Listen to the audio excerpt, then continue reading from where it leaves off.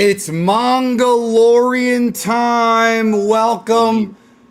Once again, we are talking about Dragon Ball Super manga volume 9, which is actually the end of the Tournament of Power. So from this volume forward, we're going to start getting into the non-anime stuff that is not going to get animated until 2027's Dragon Ball Super The Galactic Patrol. So I'm excited to revisit the MORO ARC, but before then, we gotta finish up the TOP. Danny's here. Jordan, what's up, man?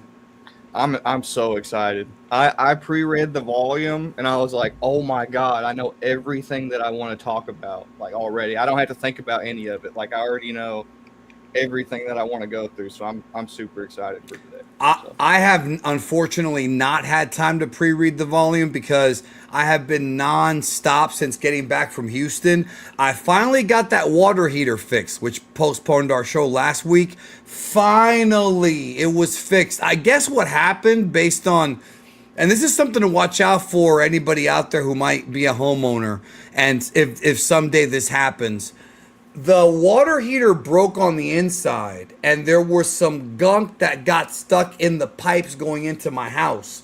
And so we didn't notice it when they first swapped out the water heater. But the plumber went back in there and looked and there was like crap in there from the old water heater he had to yoink out. I didn't even know that could happen. I did not even know that could happen, but it can. And today's been a real good day, Jordan. You want to know why? Because not only, and I've been going nonstop. I went to go see the Mangalorian and Grogu, the movie that this series is based off of, which is based off of a TV series, in theaters. So I have a review for that up on World of Geekdom. It should be up by now, and it should be up. Yeah, it's up, and I just dropped it before we went live. And earlier today, we got new trailers for Dragon Quest 12 and X-Men 97 Season 2. So everything that I love. You're always busy. I'm always busy, but I wasn't expecting to be busy today. I didn't expect, I knew Dragon Quest 12 was going to get a new trailer. I did not expect X-Men 97. Yeah, that's cool. That was out of nowhere. Now, I want to quickly comment because I know that you're a big, if you weren't, you wouldn't be doing this. A big Toriyama guy. And Dragon Quest XII's protagonist is the final protagonist that Akira Toriyama will ever draw for Dragon Quest, the final one. And the internet seems to be having a meltdown because the topic, this is classic. Dragon Ball fans and Dragon Quest fans are very similar. They're very emotional people to where their emotions cloud their logic. So people are saying, Jordan, you ready for this one? They're saying that the Dragon Quest 12 protagonist looks like he needs sleep because he's got dark circles around his eyes, kind of like I do. That's what they're saying, and they don't like the design. Guys, the game is called Dragon Quest 12 Beyond Dreams, and the story is about a character who's having trouble with his dreams. You think that maybe that's why Toriyama drew him like he was tired? You think that might be the reason? I don't know. I don't know, Jordan. Sometimes it's like the answer is right there in front of their nose, and it's just... It sounds like a really interesting concept, too. I love the concept. And you know what's funny about the concept, and I'll talk more about this in a different video. The concept is something that Yuji Horii talked about with Toriyama and Sugiyama in an interview he did for the 2017 Dragon Quest Special Edition, where he said that he wants to make a game about a character whose dreams come true. So my guess and this is just a guess, is that this game, the protagonist is going to have dreams and premonitions of events, and then they're going to happen. And that's going to lead to some kind of story unraveling. Because every Dragon Quest game starts off very lighthearted and, oh, you know, everything's okay. Let's figure out this mystery. There's a mystery, okay? Things are at peace, but there's a mystery. And then about halfway through, all hell breaks loose. So that's that. Now, let's get to Dragon Ball Super, but first, I want to talk about Kekko Daimon, which is Jordan's manga with Griffin. In the description, yes, I have my copy right here. You have yours. I can't show the special piece of art. Well, I can show part of it. I can show part of it. So Griffin drew me a very special piece of art just for me. Did you see it? No, probably. Well, no, because he drew it after he came and visited me. You know, for the Comic-Con and all that. He drew it while he was at his house afterwards, so I haven't got to see it. He did draw a bunch of like little pictures for fans that we were giving the books out to at Comic-Con. Like he would draw like Goku's head or like. How fast does he draw? Dude, he's ridiculous. So I'm gonna show you and everybody else what he drew for me, but I have to have my fingers covering a certain part. So this is obviously a parody of the infamous scene in Dragon Ball with Master Roshi and Bulma. Now, if you know me, that should be clear right there. You should know what's going on here and who that is. Yeah. Yeah. And I know. I'll tell you what. I know. Well, give them some context, so they probably don't know. I don't know if I want to tell them everything, but the hair. My hair is on point, and his depiction. You look good. Yeah, he did a good job. You do look like yourself. And his depiction of the certain girl in question, who may or may not be in Cobra Kai, also looks very accurate. So, I'll be talking about that. Yes, Peyton. Yes, Junior. It is Peyton. He drew that for me. So that was very cool of him. That's awesome. No, Jordan was not in Houston. I never said Jordan. I said I was in Houston. I said I was in Houston. When I got back from Houston, Jordan was not in Houston. Maybe Jordan will join us in Houston in the future, though, because I had a really good time at this convention, and they're open to doing more stuff like this. So I showed them some Dragon Ball anime stuff, some DBZ stuff, and the Mangalorian, I think, would. I know, Serge. I saw you. I know you did. I don't know why you thought Jordan would have been there with me instead of Black and Fist if he was there at the con. Yeah. So we might do some more things, but I want to tell everybody. I was going to tell him, yes, Kekko Daimon, down below in the description of this stream is a link for you to read it. Is that what you were going to say? Well, no, I was going to say that somebody actually pointed out to me, which I thought this was crazy. Somebody pointed out to me the other day that the protagonist for my manga, because Toriyama created the protagonist for my manga. I'm just using an adult version of him. You know that picture that Toriyama drew of Goku like throwing his gi off for Daima? Yes, the one that you sent me in the DMs here. That's similar to the one that Jordan did. Well, he referenced what he did with Devil Kid, the protagonist for the manga that I made in Dragon Ball. Like, basically, if you look at the poses, they're like the exact same poses. Like, he literally just like looked at his old picture of Devil Kid, which is the main protagonist of Kekko Daimon. I'll show you guys real quick what he looks like in his suit. But he literally just verbatim like used the same pose that he did all the way back on Cashman. But here's the protagonist in his transformation. He's supposed to be like a Kamen Rider black equivalent to Great Saiyaman. Toku type of superhero. Yeah, well he's like a dark Great Saiyaman, you know. He's like a Goku black Great Saiyaman, if that makes any sense. Like he's got a false, you know how Great Saiyaman runs around talking about justice all the time. And then you got like Zamasu, and he's got like his like strong sense of justice, but it's warped. Well, this character has that going on. He's like a Great Saiyaman figure, but he has like a warped sense of justice, and he is the leader of a criminal gang who thinks that he's the good guy and that he's a superhero. So that's Yeah. kind of the.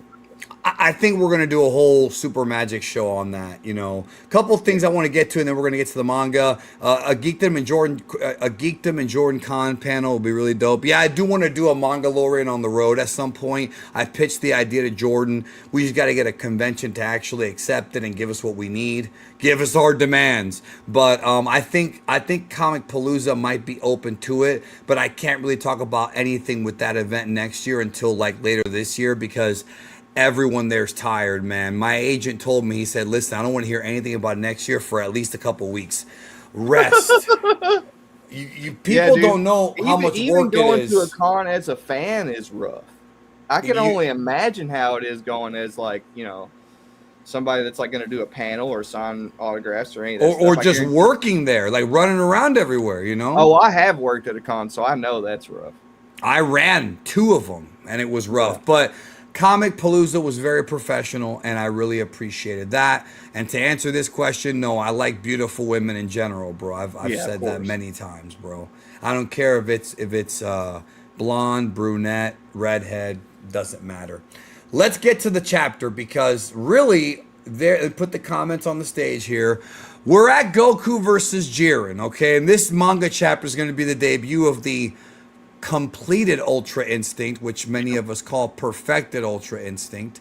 I like how this one chapter summarizes like the end of Dragon Ball with Boo and then goes into the entire story of Super, including like the Trunk stuff, which isn't really all that relevant, to be honest. Yeah, I like that they kept the scrolls from the first chapter of Dragon Ball Super.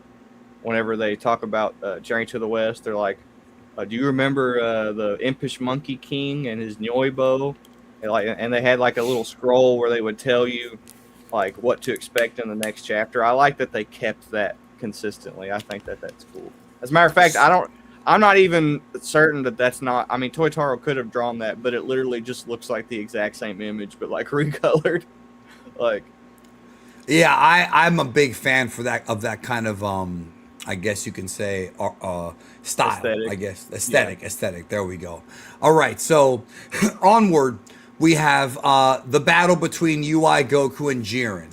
Now, like we talked about last time, manga version a little bit less spectacular than the anime version, but Toyotaro did his own thing, which I appreciated. This part to me felt more like episode 110 than episode 129, and I think it's supposed to be closer to 129, I think. But because it was more like Goku still kind of getting used to it and Jiren having his trouble. But Goku's speed has improved tremendously. You'll notice that Goku gets hit a lot in this form. And that's because in Ultra Instinct Sign, Goku is essentially just, his body can't respond as quickly as it needs to dodge every single attack. And that is the same problem he had in the anime. The thing is they don't really go into that too much here. And another thing, they don't really cover the thing from the anime where he couldn't attack correctly either, because they did that with Kefla. All they really do is just like treat this as just like a less efficient Ultra Instinct. They don't give it like a detailed problem like they did in the anime. In the anime, there's like entire speeches where they talk about the little nuanced things of Ultra Instinct that Goku's lacking and what he needs to work on. Yeah, how it's mostly he's on the defensive side, not the offensive side yet. Yeah, which that's smart. I mean, I don't know if you guys know this. Jordan, you probably do. And if you've seen Karate Kid, this is accurate. But the first thing you learn in martial arts class is the block. You don't learn to properly throw a punch first. The first thing you want to learn is to block, because even if you don't know how to throw a punch, if you know how to block and protect yourself, at the very least you'll take less damage. And even if you throw a punch incorrectly, you can still throw one and do some damage. So defense is always something you want to learn ahead of time. Yes, we talked more than a minute, bro. I tried to give everybody a lot of time at the convention, and I did my best, and it was difficult. But yes, he did take a photo with me. I was doing free photos, and I had prints for sale that I would personalize, and I wrote funny things on them and whatnot. So maybe, like I said, if someday I'm blessed enough to do one with Jordan, maybe we'll do a thing where like you can get a picture with both of us. But Jordan's not like me, bro. Jordan says he wants to charge you at least $30 to $40 for a picture. So, and if you want a picture with both of us, bro, with both of us, that's like 50 or 60. So, you know, but All right. he'll be willing. I'll tell you what, we'll be willing to do the fucking hand behind our backs, the bukkake You're pose. not my agent, bro. You can't I could be. You I could could be. I could be. If I could afford you. I could get you an agent. I could get you an agent, bro. We Oh, could I talk bet you about could. this.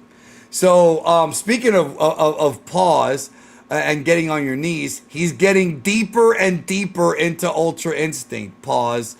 So in this version, it's implied that Goku's journey from Ultra Instinct Omen to like perfected Ultra Instinct is taking like time. Well, yeah. Well, actually, I mean, I would consider it much, much shorter than what happened in the anime, because especially in terms of how fast he moved from trying to use Ultra Instinct from one instance to the other. There hasn't been that much time since that scene where he was having where he was talking to Roshi and all that stuff. Like it hasn't been that long. So he masters Ultra Instinct relatively quickly in the manga in comparison to the anime, because again, you don't have Ultra Instinct Omen fighting Kefla. You don't have them describing all the little details and stuff that we had with Ultra Instinct. So a lot of this is speed and stuff like that. This is the most important page in terms of completed Ultra Instinct. This is what I wanted to talk about. So you're talking about Goku's line right here. My heart is calm as the gentle streams of Mount Paozu. Yeah, so that is in reference to Grandpa Gohan. Yes, Mount Paozu is where he's from. Yeah, all of the previous masters were referenced in the last chapter, but the most important one is referenced in this chapter. And I wanted to break down why he's the most important master. Because what causes you to be able to tap in something? First of all, Grandpa Gohan, according to Toriyama, he said this in the Birdland Press, Grandpa Gohan was a Taoist sage. Okay, he was a Taoist hermit, and he practiced Taoist hermit arts. Now, Taoist hermit arts is just cultivating your ki. It's just building your ki. So Goku learned that concept from Grandpa Gohan subconsciously, right? He can pick up on it subconsciously. Now, what makes this so important is because if you remember when Whis was talking about Ultra Instinct, he said that his heart and his mind had to be calm. And the only reason Goku is capable of maintaining or even having a calm heart like this at all is because of his nature as an Earthling. And this is also like a callback to Namek. Whenever Goku resisted, the temptation to give into his rage, the malicious thoughts that were infecting his mind while he was a Super Saiyan. The only reason he was capable of doing that was because of his nature as an Earthling. He kind of used it as a filter for his malicious intentions. I've always loved the fact that the UI is like the reverse of that. Yeah. UI is like Goku's Earthling form. And that's it's basically, instead of it being like Super Saiyan where it makes Goku's Saiyan nature come out, it exaggerates his nature as an Earthling. Remember when Goku tells Moro, I'm going to fight you as an Earthling? There's deep shit going on there. That's coming up in the next arc. So there's a lot of deep thought put into this that kind of gets overlooked. I was just showing Danny the clip from Enter the Dragon from Bruce Lee right before. Am I going to post that now? Or am I allowed to? Am I going to get shit for it? You don't have to. I just showed it to you so you knew what I was going to get at here. What I'll do is I'm going to paste the link to the video in the chat, so y'all check that out just when you get a chance. I pasted it. It's on Jordan's Twitter. When you get a chance, check it out. Open up a different window and check it out. It's from Enter the Dragon. It's an interesting clip compared to where Goku's at. Yeah. So, Ultra Instinct is based on a concept called no-mindedness within martial arts. And they describe this a little bit later on in the MORO arc in terms of like the actual mechanics in terms of how UI works. But what's happening is, if you'll remember in the last, I think it was the last Mangalorian, I was telling you guys that chi happens as a side effect of intense emotion being filtered through a disciplined martial artist who is really, really good at controlling his emotions. So the combination of intense emotion and intense calm together is what causes ki. Because in martial arts and in Taoism, they teach that yin and yang are represented by opposites. So rage and calm are opposites. And when yin and yang come together, that creates ki. So what's happening here is he's taking advantage of the emotional shocks that he's experiencing in battle, and he's filtering those emotional shocks through his nature as an earthling. He's using his nature as an earthling martial artist to essentially tame the effect that energy would have on his body in terms of making him more emotionally volatile, emotionally ecstatic, and stuff like that. So the reason that Ultra Instinct gives him more ki is because it's taking advantage of the same process. It's taking advantage of the same type of concept that Super Saiyan plays on. And Mirrors talks about this later on in the MORO arc. Except instead of rage, instead of giving into his emotions and that causing a huge spike in ki, he's taking that emotional shock and he's controlling it. He's instead of basically the boost in ki comes from the fact that when he experiences the emotional shock, he kind of swallows it. And he still gets the boost of ki, but it doesn't have any effect on his conscious thoughts or his ability to process any information. So, and if you'll look above the panel that he talks about Mount Paozu, he talks about how he's basically only getting rid of unnecessary emotion. And that's very, very important. That's a very powerful thing he says. Yeah. That's very, very important because a lot of people think that when Dragon Ball talks about emotions, they're talking about feelings. He's not talking about feelings. This is not about feelings, okay? Feelings are a side effect of your emotions, but when you talk about your emotions, what you're actually talking about is the biological function of your emotions, okay? So if you feel anger, right, if you get angry, that can cause you to go into a state of fight or flight, okay? Emotions, that's what they do. They tell your body that you're in danger, that you're happy, or that's their job, is to communicate to you,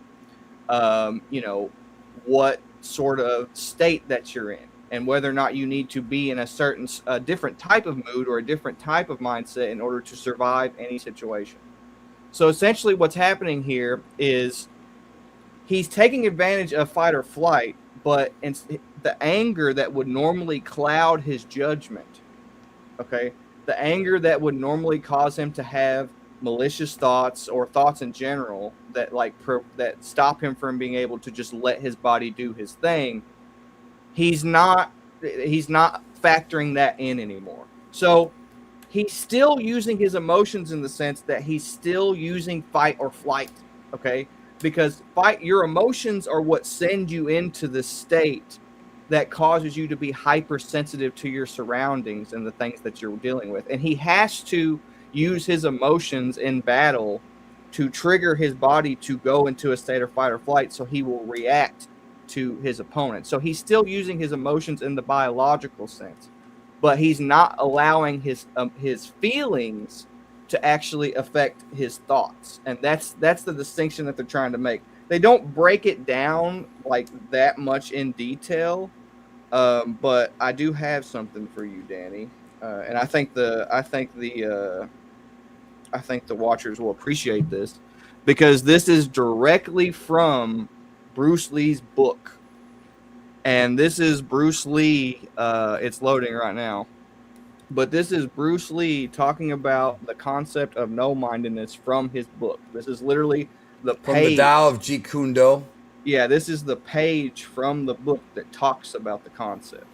I went ahead and put it on the screen for everyone. Yeah, so the most important part is right here. He says, a gung fu man enjoys his mind as a mirror. It grasps at nothing, refuses nothing. It receives but does not keep.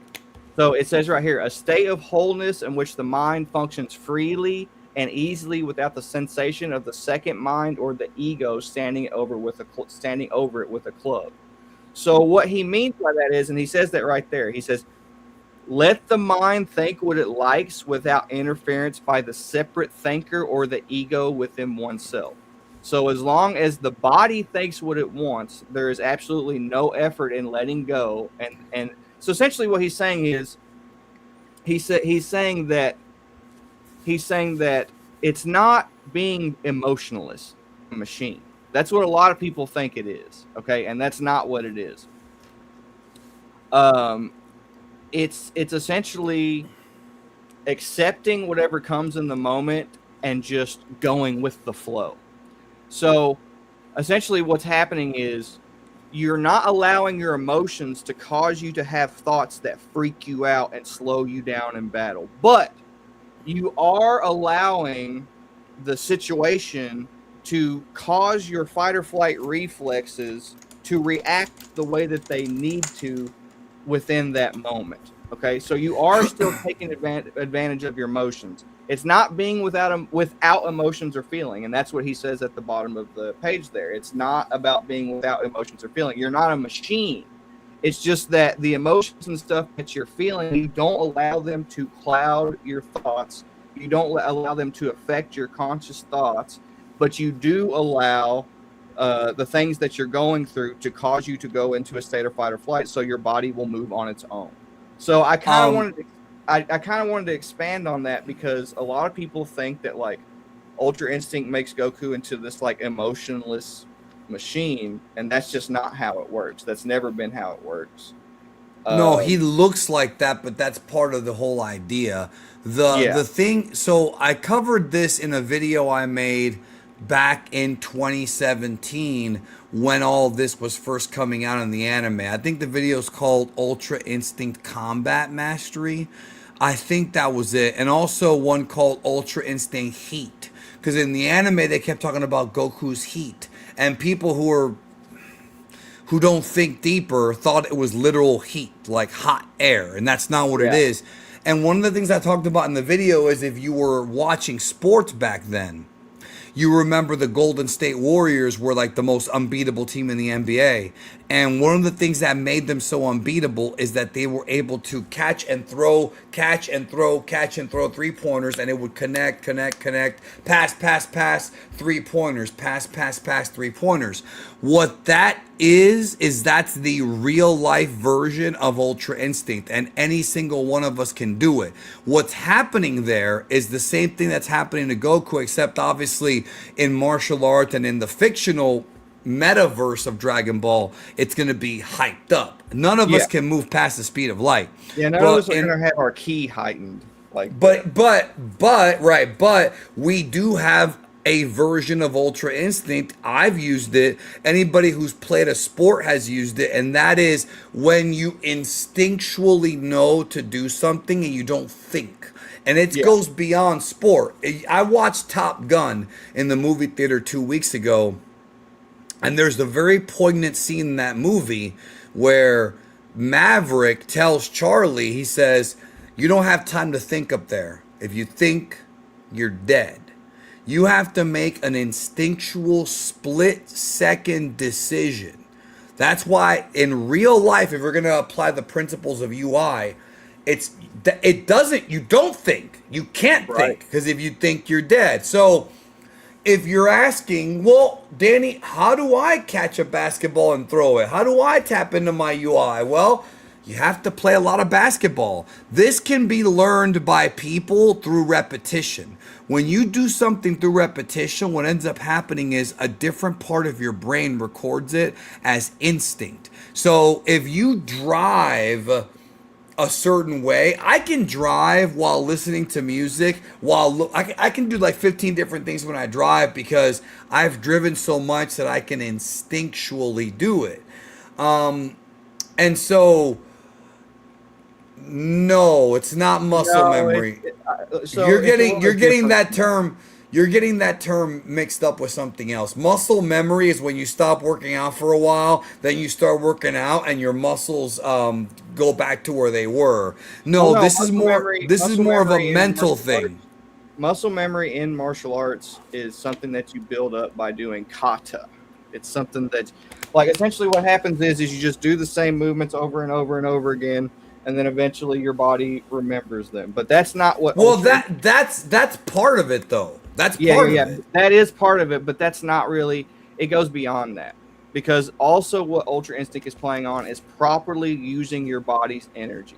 So somebody was talking about how Bruce Lee had something equivalent to the Ultra Instinct. He was the closest guy to ever experience something to martial arts based Ultra Instinct. Because the Tao of Jeet Kune Do. He mastered his ability to take his emotions, the emotions that he felt in the moment, and use them to power his body, but not allow it to cloud his thoughts, so he could use the techniques that he wanted to use in the moment in the most efficient way humanly possible. That's what real life martial arts based Ultra Instinct is just the ability to take your emotions, take the emotional shock, use the abilities or the moves that you've programmed into your body without having to think about it, using fight or flight reflexes, but also not allowing it to affect your conscious thoughts, so that way all your energy only goes to that strike. Because the thing is, it takes energy to be upset. It also takes energy to think, and when you think, you're slowing yourself down. Yeah, and also when you're upset, your muscles are sore. There is so much science that goes into why having this sort of control over your emotions in the moment in combat is beneficial.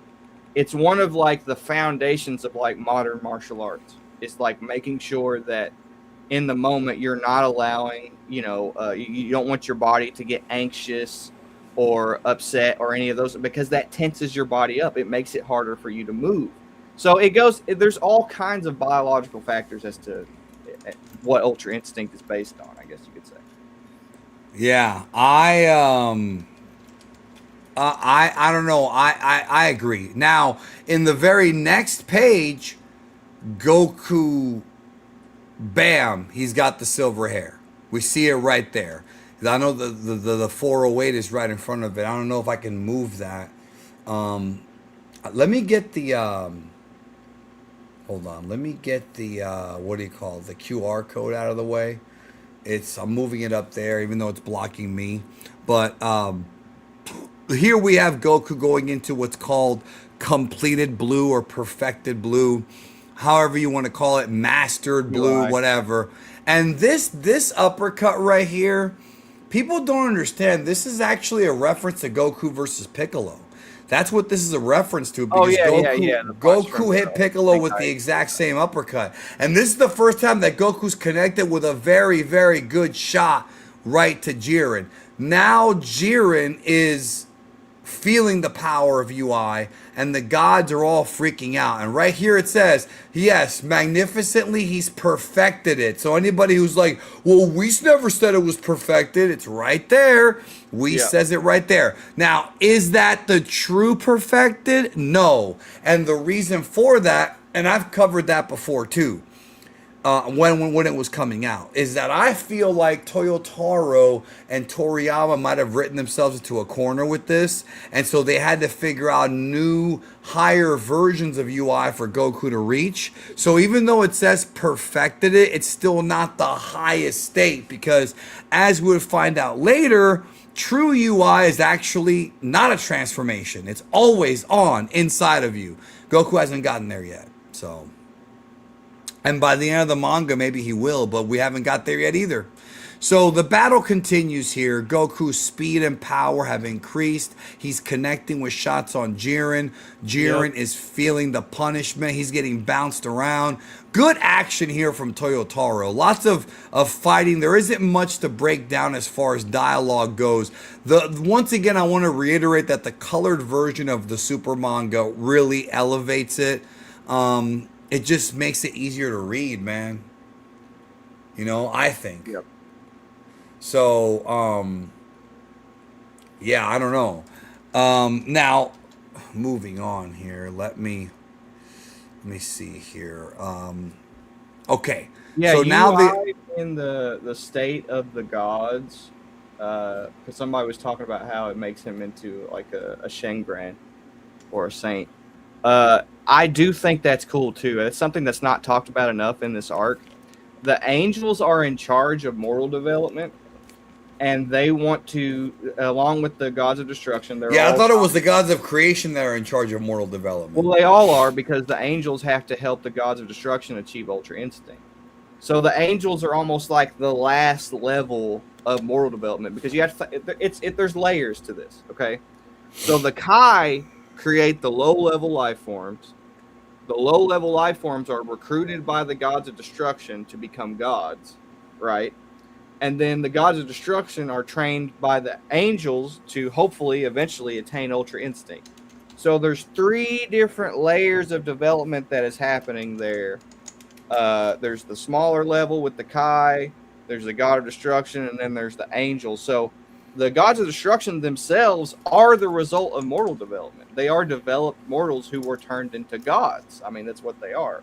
So the fact that Goku skipped that step and has essentially achieved the state of the gods in a tournament where they're judging the mortals is very, very ironic, because it is kind of a way of saying that Goku is the ideal mortal, kind of like what we did in the Zamasu Goku Black Arc, except in this case they're using Ultra Instinct to do it, because Goku has a mind, a state of mind, or a state of being equivalent to the Grand Priest or the Angel. He's being compared to, or the angels, and he's being compared to them.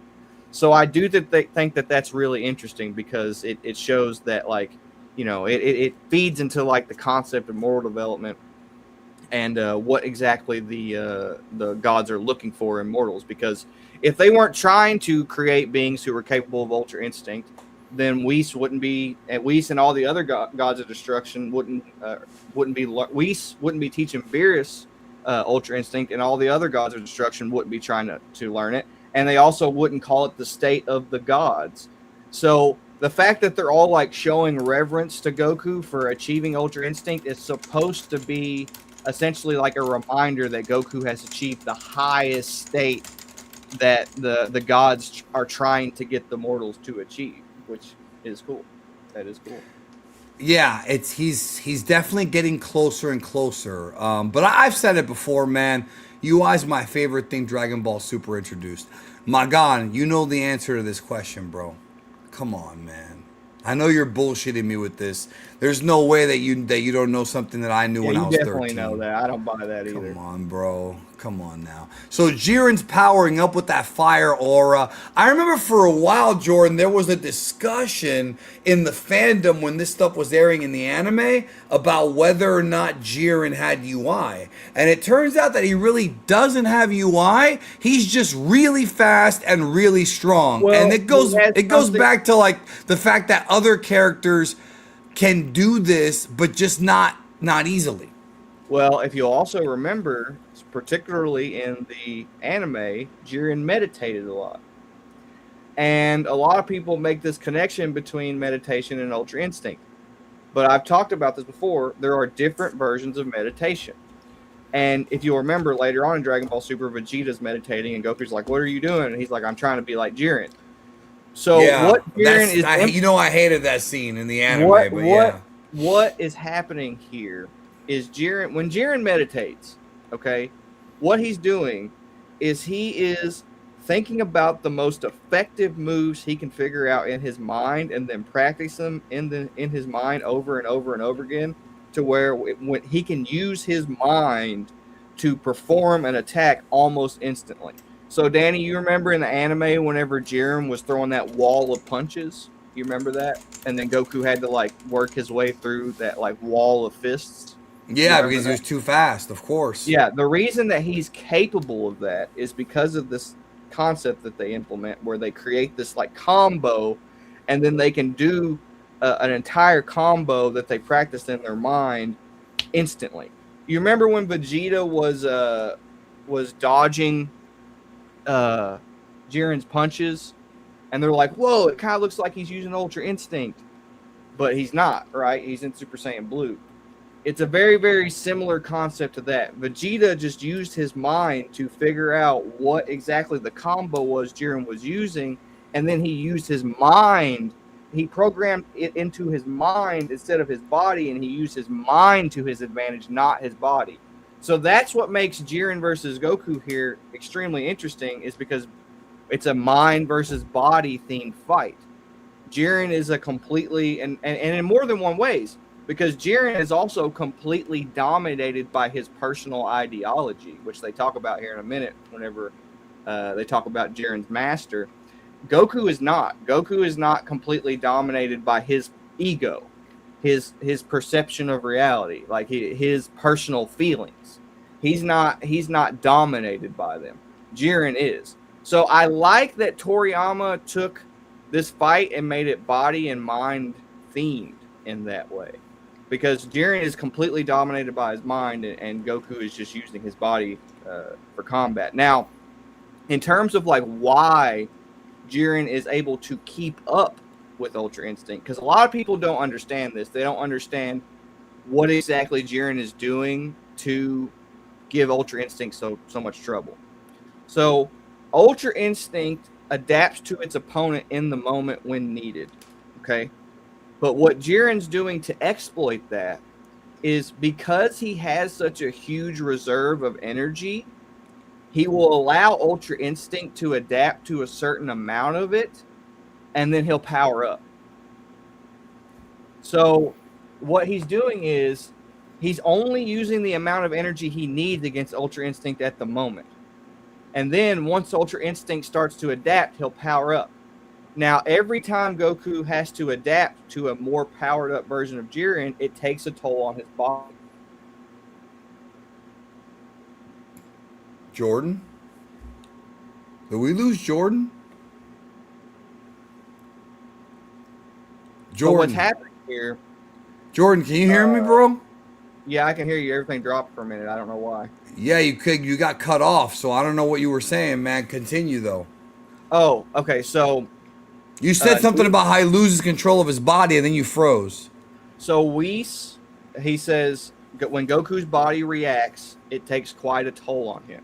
Right? Yes. So you can break that down.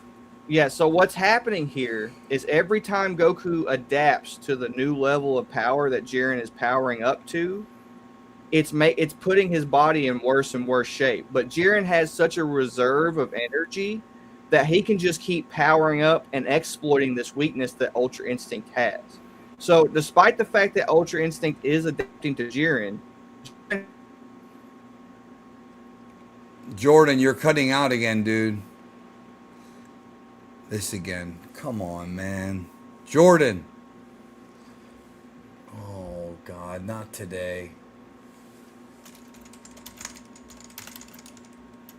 Can y'all still see me? Can y'all still see me?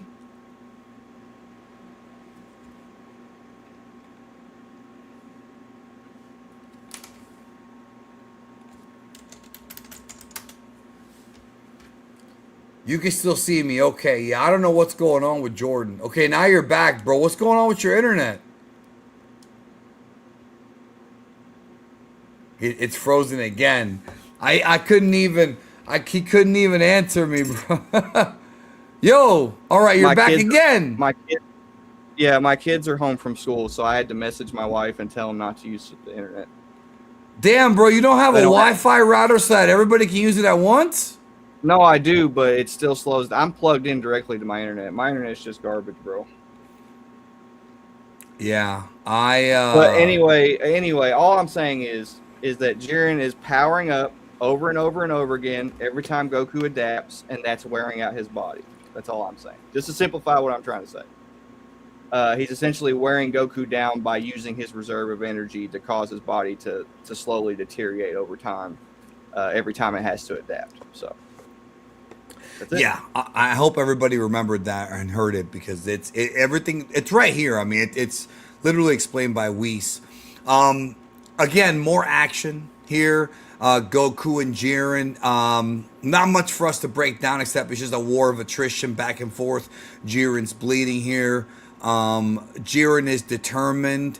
And of course, you know, even the gods are just, they didn't plan for this. They didn't plan for it. That's literally what's going on there. Who's going to run out of stamina first is what they're kind of saying. So again, it becomes this literal war of attrition. That's what it is. Constant back and forth. Vegeta is able to catch Goku, but Vegeta and himself ends up getting eliminated. He gets eliminated here, right? No, he doesn't. He's still in. Never mind. He's still in. And I guess, and Goku is out of UI. So I actually forgot about that. I forgot that Goku was out of UI here. Yeah. Yep. Yeah, I forgot how this version of the events go. Like I said before, I haven't had time to pre-read the manga. I love this because Goku The only backstory. wins. Well, Goku only wins because he's not obsessed with his ego and his ideology like Jiren is. If Jiren was nicer to his teammates and learned the value of teamwork and wasn't so egotistical and dedicated to his idea of justice, or him being in charge, or him being the guy that like takes care of everything, he could have had a partner there helping him in this moment. But because he's so dedicated to being right, he doesn't have help in this moment. And because Goku is not like that, and Goku is not, you know, super obsessed with the idea that he's right, he's got Vegeta there to help him. So I think it's really cool. Yes. Now, here we have the Jiren backstory. Jiren is explaining about that his goal is to resurrect his fallen master Gichin. Which is a pun on kitchen. There was a bit of this in the anime, but it goes further in the manga, because the whole thing with Gichin is he doesn't have a name or anything. The story in the anime version is that his master was slain, and that Jiren like searched forever to find him. And it's similar in this version, but it's more complicated, because here they're basically saying that Master Gichin never recognized Jiren as successor, so he never really respected him. And Jiren's whole thing is to get stronger, not just to him, but for his master to finally. He basically has daddy issues for his master, if that makes sense. Yeah, and the fact that he was killed by a demon is a very like Chinese myth coded thing. Because remember how I thought maybe it could have been Goma, and that's certainly possible. Maybe the Pride Trooper clothing is based on Goma. It's the red and black. I think they're too old for that. I don't think Goma is old enough for that, because it's but demons live a long time, man. Remember, he has that machine that can make you live longer. Don't forget that. Well, yeah, but I just rewatched Diamond. He didn't even know that like strong beings like this existed in this realm. Like he doesn't know anything about the mortal realm at all. He was shocked as hell to see like Majin, That's true. And Goku, and you know, like he was. All we can assume is that Jiren's master was pretty weak, if that's the case. If it was Goma. Yeah. What I started to say was this idea of like a demon like wronging somebody and that causing them to like having ego problems, like issues. That's a Chinese myth thing. That happens all the time. That's classic Chinese myth storytelling, because demons are such a big thing there. And then there'll be this thing where like a demon murders a character's dad or something like that, and that causes the other character to develop demonic traits themselves. So I think that that's where kind of Toriyama is getting his inspiration here. A lot of those old Chinese myths where somebody's victimized by a demon and it causes them to kind of become, you know, vindictive.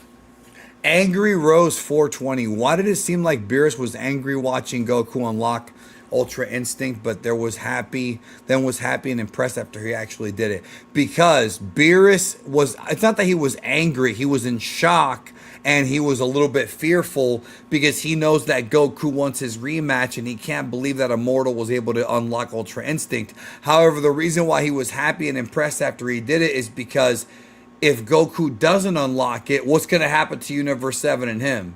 That's common sense, brother. Like, he fucking, he doesn't want to lose and die. Because if he loses, he dies. Yeah, So, he has to. He essentially just has to deal with the fact that Goku got Ultra Instinct before him, because if he doesn't, then they're all gonna die. Yeah, that is what it is. yeah, bro, literally. And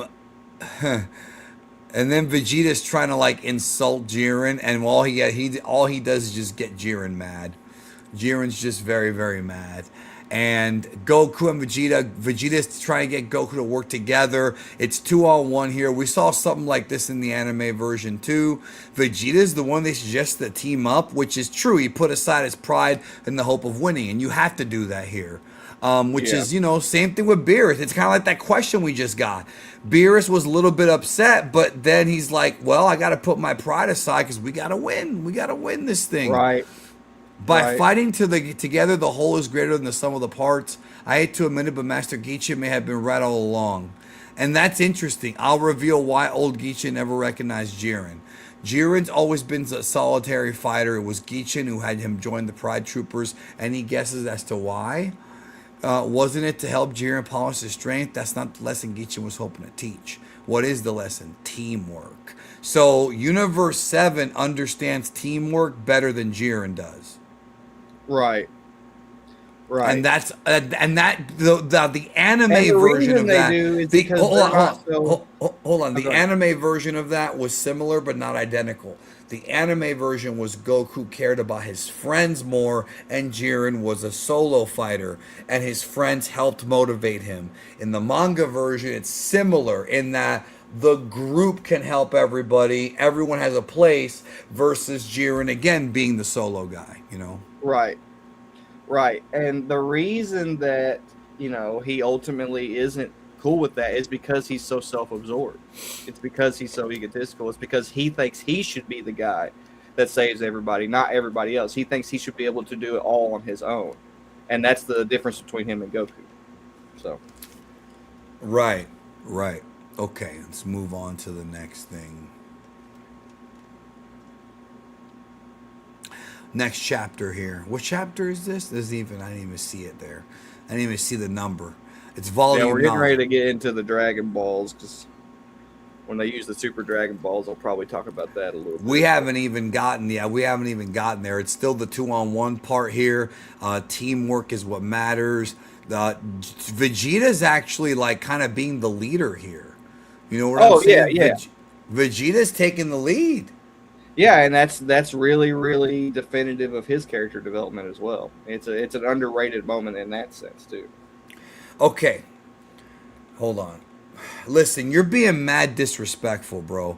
I don't remember you. I'm sorry, but even if I did, this is me and Jordan's show. We don't take calls on this show, bro. Like, I don't remember you, but even if we did, this is me and Jordan's show. Like, we don't take calls on. We don't have time to take calls on this show. Right. Like, I don't know how. I should have just typed it out, but just relax, man. Relax. Take it easy.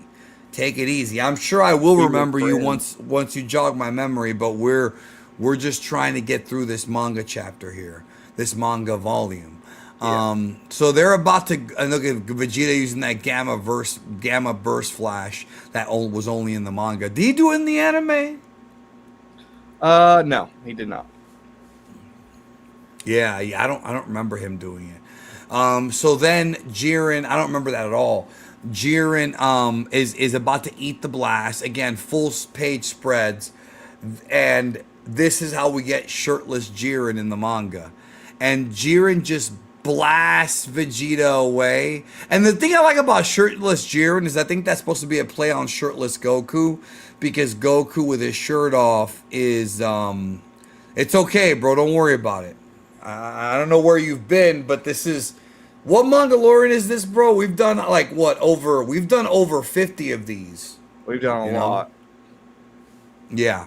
So shirtless Jiren is like shirtless Goku. It's the same kind of idea here. So Vegeta's out. Like that one blast knocked Vegeta out. Jiren is saying that he's going to be the last guy standing. Here he is trying to physically maul and push Goku out, and Goku's done. Goku is cooked. But here comes Frieza. Now this ball attack he used in the classic Dragon Ball. In the classic Dragon Ball manga, Frieza did this move. It was in the Dragon Ball Z anime also. Yeah, but it's not the Death Ball. It's the other version of it that has the electricity around it. Yeah, but it was black. It's that version of it. I don't know what it's called. It probably has a name somewhere. Frieza's like saying, "Oh, you better fulfill my wish," and he fires the blast, and now Jiren's there. Goku's holding Jiren in like a waist lock, kind of like a waist lock position. The blast is coming in, and Jiren looks up. He thinks he's got this thing bounced away. Golden Frieza with the double punch, the Superman double punch, and everyone goes out. Frieza, Goku, Jiren, they are all out. Frieza says that was his plan, so both Frieza and Vegeta have put aside their pride. That's it. Somebody remember No, that's not. No, that's not. No, that's wrong. The Revenge Death Ball is a GT move that Baby uses.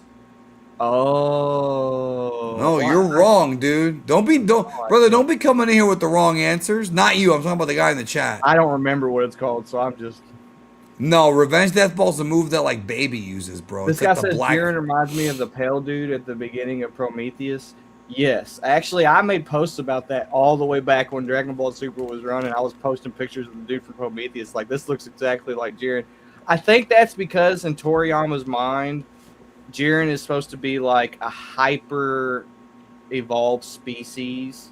Like he's essentially supposed to be like the top tippity top of the food chain in terms of like, you know, kind of like how a gray alien is supposed to be like greater evolved than humans, except in this case, they're not like skinny little aliens with big heads. They have like all this energy within their body. Yeah, he's like, a muscular, jacked fucking animal, bro. He's a muscular, jacked, gray alien. Yeah. He got warped out and somehow got his clothes back, Jordan. Look at that. He got his clothes back here. I don't know how that happened.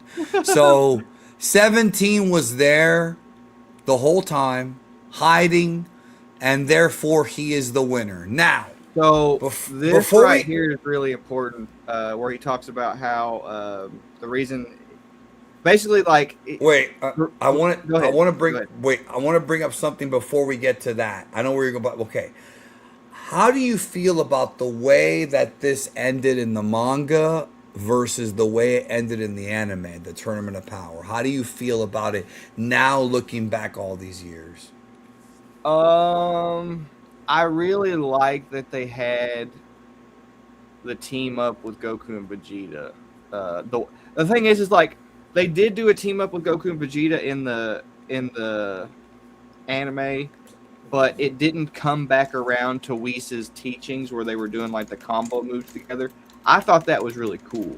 The only real differences I see between the endings, other than it being manga and anime, is just how they go about implementing the characters. And in some cases, I prefer how they implement the characters in the anime to the manga.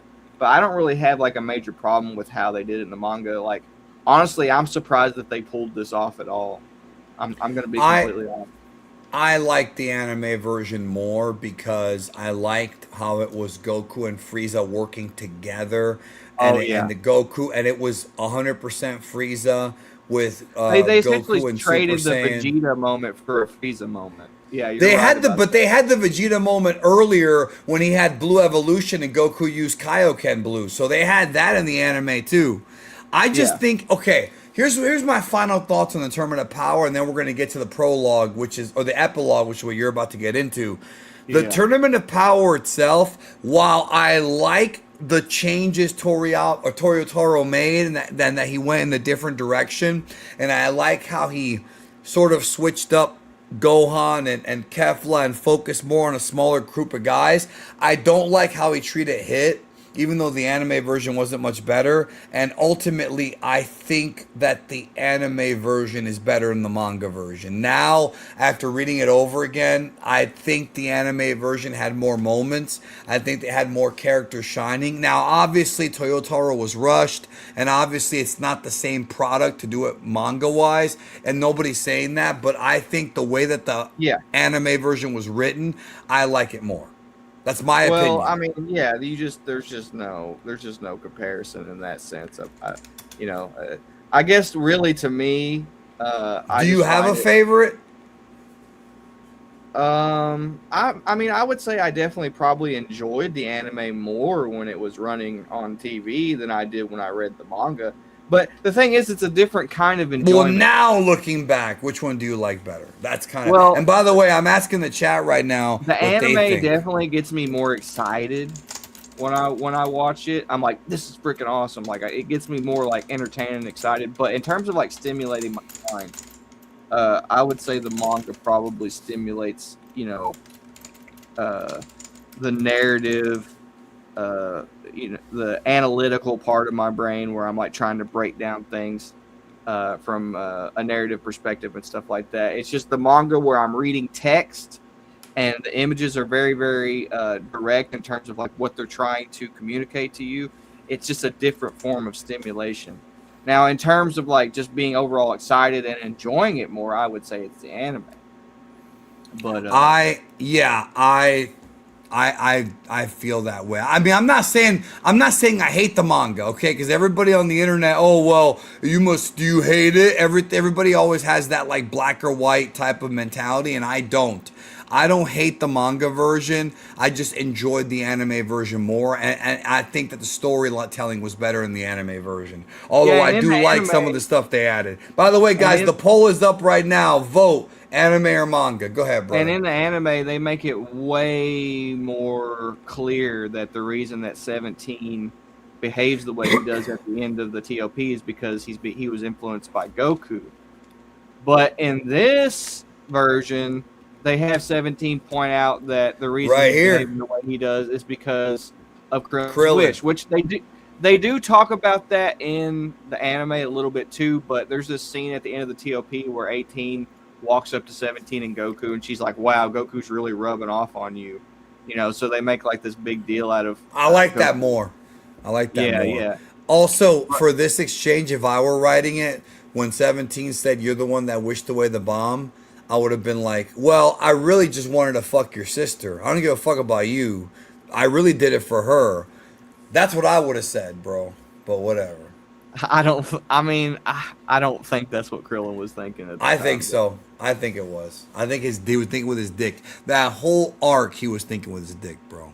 I think he would have made the wish whether he got with her or not, And I like how Dispo here tells him, like, dude, have some faith in your allies.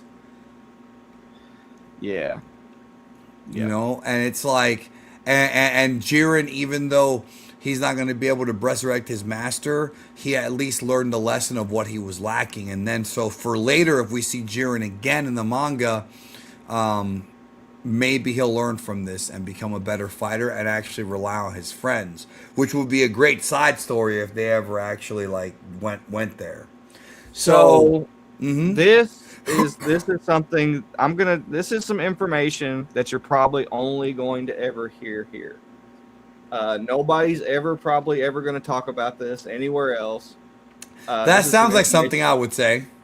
This is something you're only ever going to hear here. Now, I sent you some images, Danny. Yes, you did. I want you to pull up the first image. You don't want to talk about the erased image, the erased universes or any of that? Not yet. Okay. You talk about the one with Tripitaka and Wukong? No, that's the tweet. I'm talking about the image. Okay. Journey to the West research? Right below that, there's an image of a dragon over like an orb-like object. Okay, I can show him that. I just wasn't sure which one because you sent a lot of stuff. Yeah, that image. All right, stand by. This image. Yes. Okay. So, does that look familiar to everybody who's watching the stream? I mean, that's just classic, like, Asian dragon art. You know, I've Can seen you that. tell what this is? Can you tell what this is? That right there is what's known as a dragon jewel. Okay. It's made using Taoist external alchemy. It's also a Buddhist concept as well. There's a the Shintamani stone. Okay. Right. It's a wish granting stone that 2 monks, sometimes 4 different groups of traveling monks. Good job, Mecha J. Good job. They would take this, and there's another image you'll see, Danny, of a monk like holding an orb in his hand, and there's like a bunch of like. Hold on, I'm gonna open it up right now. Yeah. Stand by. Are you talking about this image? Yeah. So that stone that he's holding in his hand right there, that is the Shintamani stone. So what the monks would do is they would travel from city to city, and they would use this stone to purify the town. Okay. Now, it was really, really important that a Buddhist monk be the one to use the stone. So what he would do is he would go into a city, he would bring the stone, he would use the stone, he would make wishes in terms of like improving the town. And then what would happen is people would see him do that. They would see his act of kindness, and then they would copy him to essentially perpetuate this effect. Okay? So when Krillin used the Dragon Balls to help 17, okay, and Krillin's doing it as a side effect of Goku, it all goes together. Okay? What's happening here is seeing that selfless act happen, okay, causes a chain reaction where everybody else starts to develop a similar attitude. What's the art piece of the Dragon Jewel called? Somebody's asking.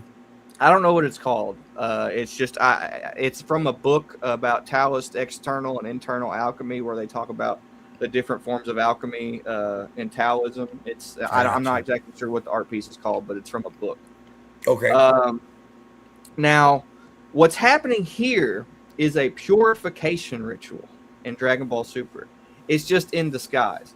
Now, you can show that image of Tripitaka and Beerus and Wukong and Whis now, because that's the next relevant piece of information. From your X account. Okay. Yeah. There. So the 2 monks that were there's 2 specific types of monks that would travel from town to town. The one was a religious monk, and he would normally be the guy that's using the orb. And then the other one is a martial monk, and he is the guy that's protecting the religious monk from bandits and stuff of that nature. So Sun Wukong in Journey to the West was a martial monk. That was his job. Tripitaka was a religious monk. That was his job. Okay.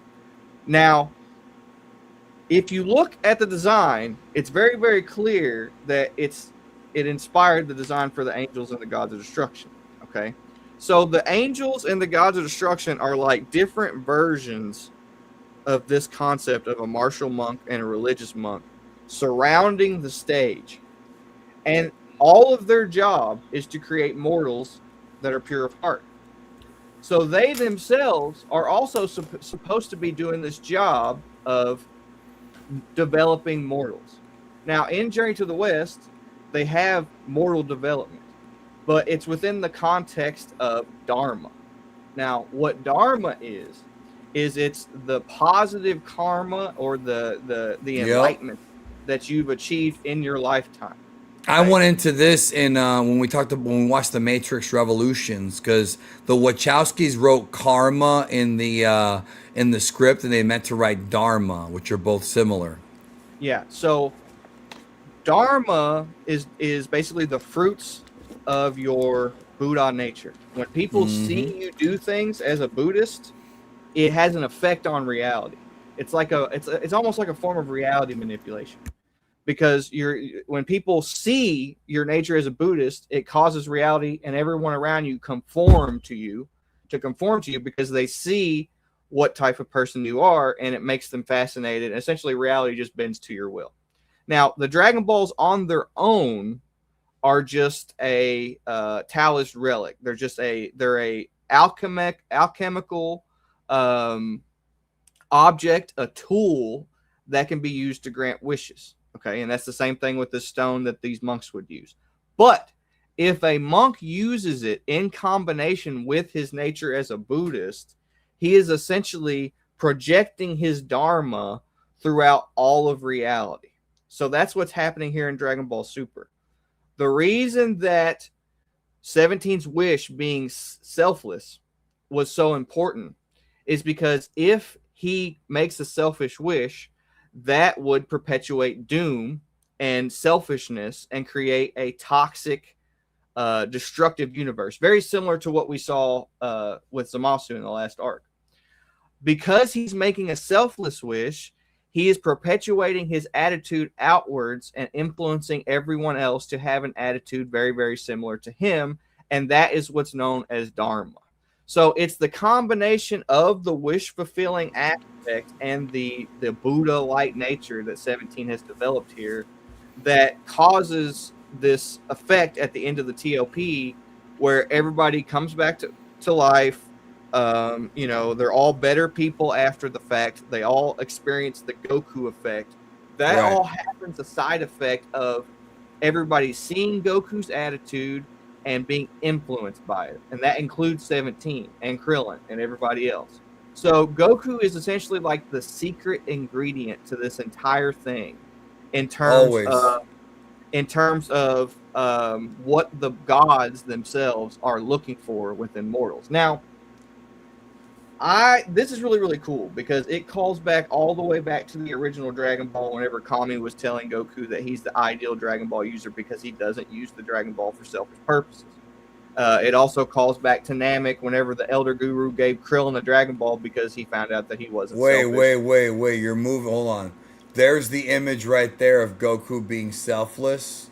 Yep. And hold on, you're moving very quick. Here is the part of the manga chapter where Kami puts over Goku that you were talking about, and then this is where the Grand Elder was talking about the pure hearts and whatnot, and how you can earn the Dragon Ball.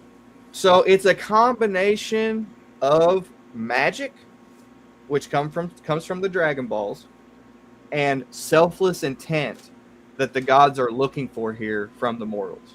Okay. Yeah. They want the mortals to have that selfless intent, but they're allowing them to use the Dragon Balls only for that reason. Only because it perpetuates the mortal level and what the gods themselves are trying to do with the universes, trying to develop the universes. This serves that ultimate end goal. Because now 17, who made a wish with a pure heart, is going to influence all the other universes to follow him, which is going to raise the mortal level of all the other universes. So this is a giant purification ritual disguised as a martial arts tournament. Yeah, and they're all better people, as you said, because of it. Yep. I just wanted to point that out because you're never going to hear that anywhere else. Like nobody's ever gonna be able to break that down like that anywhere else, really. Probably not. Yeah, probably not. Yeah. So they all get brought back here, as you can see. And the 17 changes wish, and that was kind of the whole thing. They come back to Earth, and then Whis just gives Frieza his life back without even using the Dragon Ball. Yeah, and so Frieza, and I like that Frieza tells everybody, he's like, I'm not gonna change, by the way. Like, I am gonna continue to be evil. Which he says in the anime too, and he did it because the Broly movie was the very next story. Yeah, and I think that's something very, very important for them to hammer home because Frieza has been through the process of life and death and reincarnation. And one of the things that they talk about in Dragon Ball a lot is Hakai and like getting erased and like the role of it. And the role of it is to erase beings like this. beings who will not change, even if you put them in the cycle of reincarnation. Their souls, because Hakai erases your soul. It doesn't just erase your body; it erases your soul. Permanent destruction. Yeah, it removes your body from the cycle of reincarnation. So the fact that Frieza has been through the cycle and refuses to change is basically an indicator that he's the reason the concept of Hakai exists. Like, he's literally like the type of being that like Hakai exists for, and I find that really interesting because, despite that, Beerus gives him the thumbs up. Right, So because he helped. Because he helped. Yeah, he earned it. And that also kind of comes back to the Goku effect too. Like Goku's ability to manipulate people who refuse to change at this level to doing good things is extremely underrated. So Hembry Jeremiah, Geekdom 101, the reason Dragon Quest 12 had to start over from scratch is that now it's called Beyond Dreams, RFP Toriyama. No, that is not what it is. Okay, first of all, I'm very in tune with what's going on with Dragon Quest. I talked about it at the beginning of the stream. The Dragon Quest 12 starting over from scratch is because they had production issues that have nothing to do with Akira Toriyama. And yes, I know it's called Beyond Dreams. I posted the trailer earlier. So Toriyama's passing had nothing to do with Dragon Quest 12 changing directions. Angry Rose 420, we need the King Cold origin story in a movie. Nobody cares, bro. Like, I'm just going to keep it real with you. Nobody cares about King Cold. Would I be against seeing it? I'm not against it. I'm not against it, but I don't think anybody gives a shit. Like, I don't think he was only there as a character just to get wiped out. So to put Trunks over, like, he wasn't anything special. You know what I'm saying? That's just how it is. Now we've come to the end of the story of the Tournament of Power in the manga. Then we have, it says here that the next spot of trouble caused by Frieza is a tale for another time. Suffice to say, our two Saiyans emerged from those events stronger than ever. And that's Goku and Vegeta fighting Broly. Now, at this point, and I made a whole video about this, you're supposed to watch the Broly movie here. You're actually supposed to watch the Broly movie here. Yeah. Right. They're not adapting the movie. Why? Because when this was coming out, the movie was still in theaters. And they weren't going to take away from that. So you're supposed to literally watch the movie and then come back to the manga. I saw some people saying some shit like, well, they never became Gogeta in the manga. They did, because those events from the movie happen in the manga. But now we begin the next arc. Yeah, that are you scene ready? Right there where Goku instant transmissions is supposed to be him leaving from Broly's planet at the end of the Broly movie. At the very end of the Broly movie, when he's like, Broly, call me Kakarot. Yeah, and he leaves Vampa. And then he instant transmissions away. This is supposed to be whoop, right there. Yeah, right. So Goku teleports in, and now they want to start training. This is now officially the beginning of the MORO ARC. Are you ready to get into it? Oh yeah, dude. Hell yeah. Good. Actually, hold on. Let me grab a water bottle. Let me do that. Okay. I think I might need one too, bro. Should we both get one now? I'm just gonna run into my kitchen. Yeah, but I gotta get one too. Okay, I'm out. Okay. I'm gonna also get water. Jordan and I are gonna get water at the exact same time. Don't go anywhere.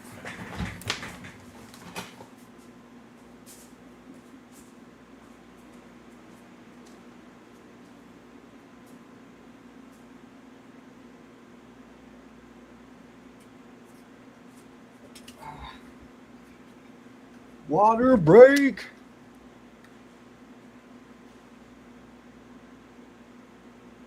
Water break. Yeah, Dr. Pepper's not cutting the hydration. I'm trying to cut back on soda in general.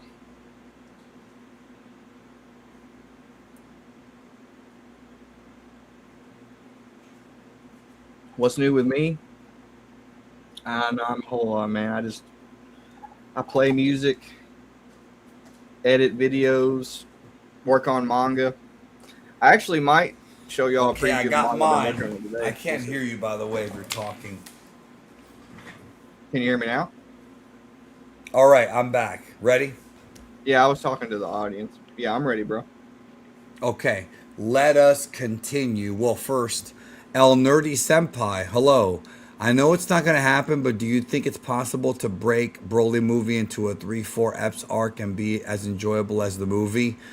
If you mean like I literally cut the movie up, like literally edit it, fine. Yes. But if you're talking about redoing it, like what they did with Battle of Gods and Resurrection F, I don't want that because the movie I think is fine the way it is. Just that's my opinion. Do you have an opinion on that? They might do it just simply for the fact that they're trying to Toyotaro-fy the product, but who knows? Perhaps. Somebody said, "What kind of music you play?" I'm in a rock band. I've been in a few metal bands. I'm a guitar player, so I play basically like any style of music that guitar like you need guitar for. I play the blues, like I play anything really, jazz, all that stuff. But in terms of the bands I'm in, the band that I'm in right now is just a rock band, and then I've been in a lot of metal bands. So Yeah. Okay. So MORO ARC. Now I should add that it's called the Galactic Patrol Prisoner Arc. yeah, That's it's the actual name of it. To Jocko the Galactic Patrolman. This In a way. This arc is meant to be a follow-up to Jocko the Galactic Patrolman. There's panels in this arc that are like just straight up Jocko. Like there's a scene in Jocko where it shows like a lot of the Galactic Patrolmen standing to attention to the Galactic King. Yeah. Yeah, and they just straight up show that scene in this manga. So Jocko the Galactic Patrolman is very, very very important to this arc. It's very, very important to this arc. Yes, I agree. Angry Rose, you're right. Nobody cares about King Cole. I just think it would be cool to see how a mutant from a weak race to go over the whole universe. I agree with you. I am on the same side as you. Like I would not mind seeing a prequel about how the Frieza Force, previous to the Cold Force, came into power on some like Star Wars prequel shit. I just don't think they're ever gonna do it. You know what I mean? Like I don't think that they're ever gonna do it. I wouldn't be against it though. I'm not against it. I'm just saying I don't think Toei is gonna do it. Mecha J, I only put out one full album. And you can find it on YouTube. It's called Jordan Lee Hermetic. HERMETIC. That's the only full album I've ever put out on YouTube. So you can go check that out. Yeah. Okay. So Goku and Vegeta are training, and Bulma gets a call from Mr. Satan, and apparently some mysterious gang showed up at Mr. Satan's place, and they are kidnapping Majin Buu. So that's a very unique way to start an arc. Majin Buu has been kidnapped while he was asleep, of course. And here we have the introduction of this character, who would later be known as Mirror. Now we're going to get into all that later. Yeah, but he one thing I shows really up, like and he's about the Mirror- first galactic patroller we've seen besides Jocko in Dragon Ball. One thing I really like about Mirror is that he's a Goku and Vegeta fanboy. Because whenever he sees Goku and Vegeta, he's like, the Goku and Vegeta? Which I think is really cool because it's either that he's a fanboy, which I do think he's a fanboy, but it's either that he's a fanboy or as a Galactic Patrolman, he feels obligated to study Goku and Vegeta as Earthlings. And that's really cool because he's one of the very few characters that's introduced like this to where he understands, he has an understanding of who Goku and Vegeta is at a very deep, intimate level. A lot of characters who are introduced in this in Dragon Ball don't really know Goku and Vegeta that well. Mirror is one of the first characters, like new characters, who despite never meeting Goku and Vegeta, he knows Well, Trunks lot of is the one. information. Trunks is the one that started that. Oh, I know Yeah, the he legend is. of Son Goku. Yeah, he is. Yeah, but Mirror's, well, of course, he's Vegeta's son. But like Mirror's is very rare in that sense that he's not related to them all at all. He doesn't know anything about them, or well, he has never met them or been around them, but he knows like a lot of details about them, which is cool. Goku's on it, trying to stop these guys. He comes in, trying to be the hero here, and Mirrors is like, "Nah, you leave me no choice," and he blasts Goku in the back, knocking him down and out. So that little gun of Mirrors is pretty strong. And then he's saying they will aid in our cause, and I'll explain everything back at headquarters. So this chapter begins with Goku waking up and being woke. Not begins with Goku and them coming back, and then Goku wakes up and Jocko is talking to him. And he says he's not even sure why they were brought because Majin Buu's all they came for. So now they're in actual Galactic Patrol headquarters, which is also something that we didn't really see in Dragon Ball. We saw it in the Jocko manga on the inside, but now we're seeing what it actually looks like. Very much a very Star Wars type of vibe there. Yep, and then they established that Mirrors is their #1 elite agent, meaning that he's like the best agent that they have. And that character that's commenting on him being a #1 elite agent is based on the character. He is supposed to be Gia. From another manga that Toriyama collaborated with another mangaka for. That also talks about the Galactic Patrol and references them. So that's really cool. The story here is that the Galactic Patrol is trying to find this villain that escaped their clutches. He was arrested, and they need to tap into the Dai Kaioshin, which is the Grand Supreme Kai, the Grand Kaioshin, the who is still inside of Majin Buu's body. So the idea is they can extract him. Now, when this chapter first came out, I vividly remember thinking, "Wait a minute, I didn't think that was the case. I thought that after you're inside a Buu for X number of years, you just become assimilated permanently." But there's more to it than that. So sorry, there's no room in this book to show our epic battle See ya, Broly. And look, there's Gogeta. So what happened to all the people that said that Gogeta wasn't in the manga when he's right there? I love the way he looks right there. I like the way he drew Gogeta. Me too. And Broly being all beaten up and shit, like, it's fine. It's cool. So here we start with a flashback. Now we're going back, if I remember, this was millions of years. Of years. The Grand Kai, and this is prior to Daima. So I'm not really sure if No, this is after Daima. This is after Daima. No. The timeline. No. We're not talking about that. I was getting there. There. Yes. Oh, okay. This came out before Daima. Right. But obviously it takes place after because this was in the multiverse. But what I'm saying is, at the time when this came out, we were not made aware that the Demon Realm predated the multiverse, the regular multiverse. Yeah, and this is our first look. This is our first look at Moro in his original form as a sorcerer, as a Madoshi. Speaking of Daima, I do think that Daima as a product only enhances the MORO arc. Like the fact that I've said that before. Yeah, the fact that they didn't know what Ki was, and that there's all kinds of stuff you find out in Daima. Like Ki is only a side effect of mortal development in the mortal realm. Like the Demon Realms don't know. The Demon Realm doesn't know anything about it at all. They have no access to it. They don't know anything about it. It's only a side effect. So it's really interesting that Moro is this character who's a magic user who is running around stealing the life force or the chi, the key that's being developed in the mortal universe by the gods. That makes the concept like a little bit more interesting because it makes it more cosmic in the sense that, you got to look at things from a more grander perspective. Because the Kai are in charge of creating these planets. They're in charge of creating all this life.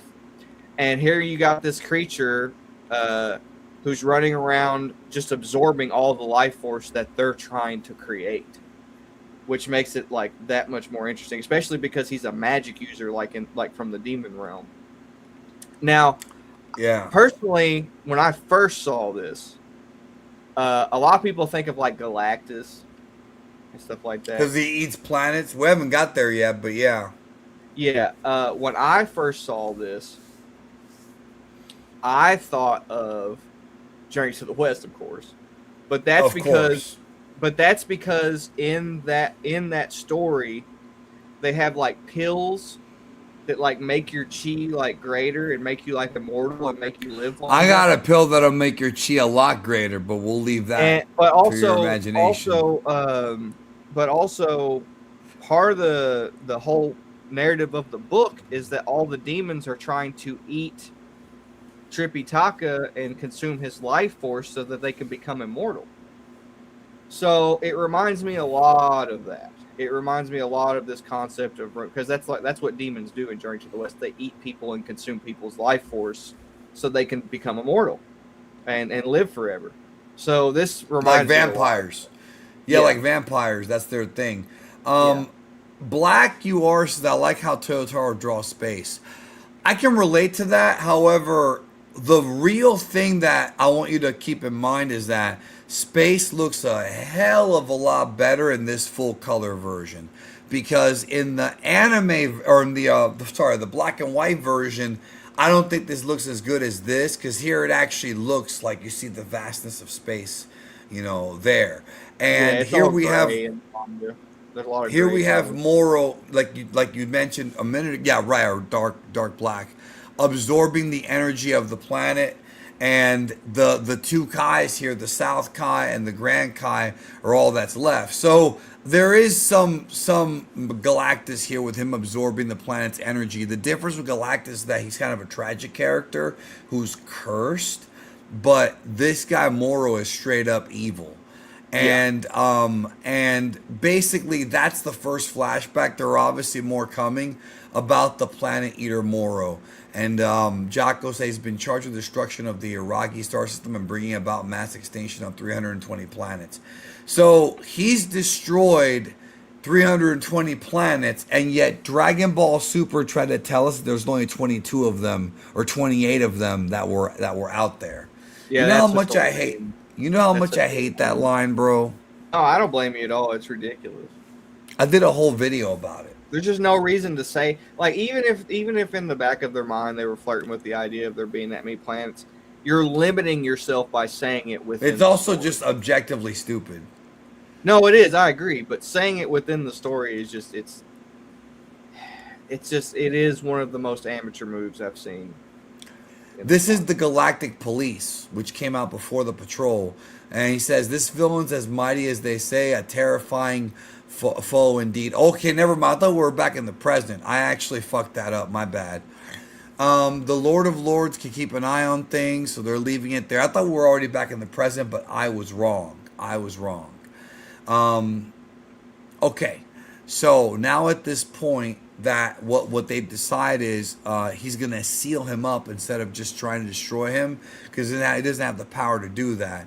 So here we have the Grand Supreme Kai using sealing magic, if you want to even call it that. And it says here, and so the great Lord of Lords gave up most of his godly power in order to seal away Moro's magic. That would be God Ki. But it's a little bit different here because it's used for a different purpose. And then it says here, unable to fight back, Moro was locked away in the Galactic prison. And then he's a capable fighter even without magic. He was sentenced to death. Unfortunately, nobody could actually kill him, so he was given life imprisonment. That's pretty funny, bro, that they couldn't figure out how to kill him. That is pretty funny, yeah. That's a good way to build up a villain, bro. Agreed. So they're saying Moro regained his magic, so now he needs the Lord of Lords' power to get the criminal again. So the idea here is Majin Buu absorbed the Grand Supreme Kai to make the Fat Buu, and that did happen. So the idea is to take him out, to extract him from within Majin Buu. But of course, that's easier said than done. Yeah, definitely.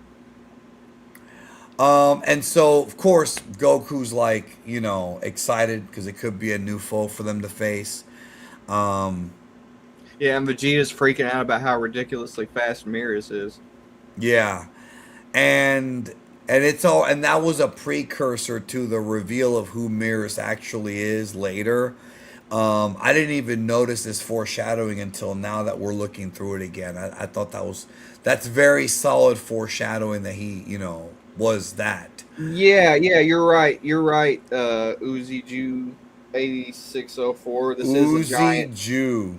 This is a Sun Wukong coded thing because they couldn't kill some. Like he talks about how Moro was sentenced to death, but they had to imprison him because nobody could kill him.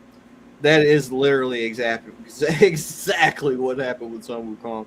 He became so powerful due to how much chi he had that they couldn't kill him, so they had to lock him up underneath Five Faces Mountain and Yeah. imprison him.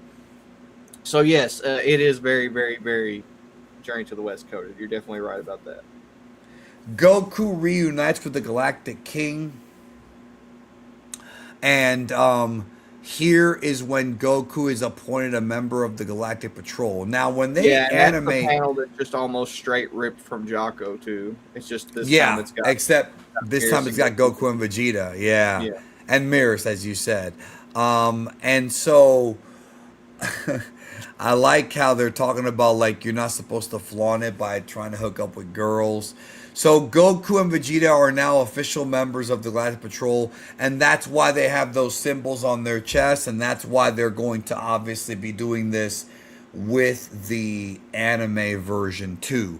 I think with the anime version, though, we're probably going to see a lot of this get padded out and probably see more stuff. Like, this whole chapter could get turned into like 2 or maybe even 3 episodes, depending on how they cut it. Oh, definitely, yeah.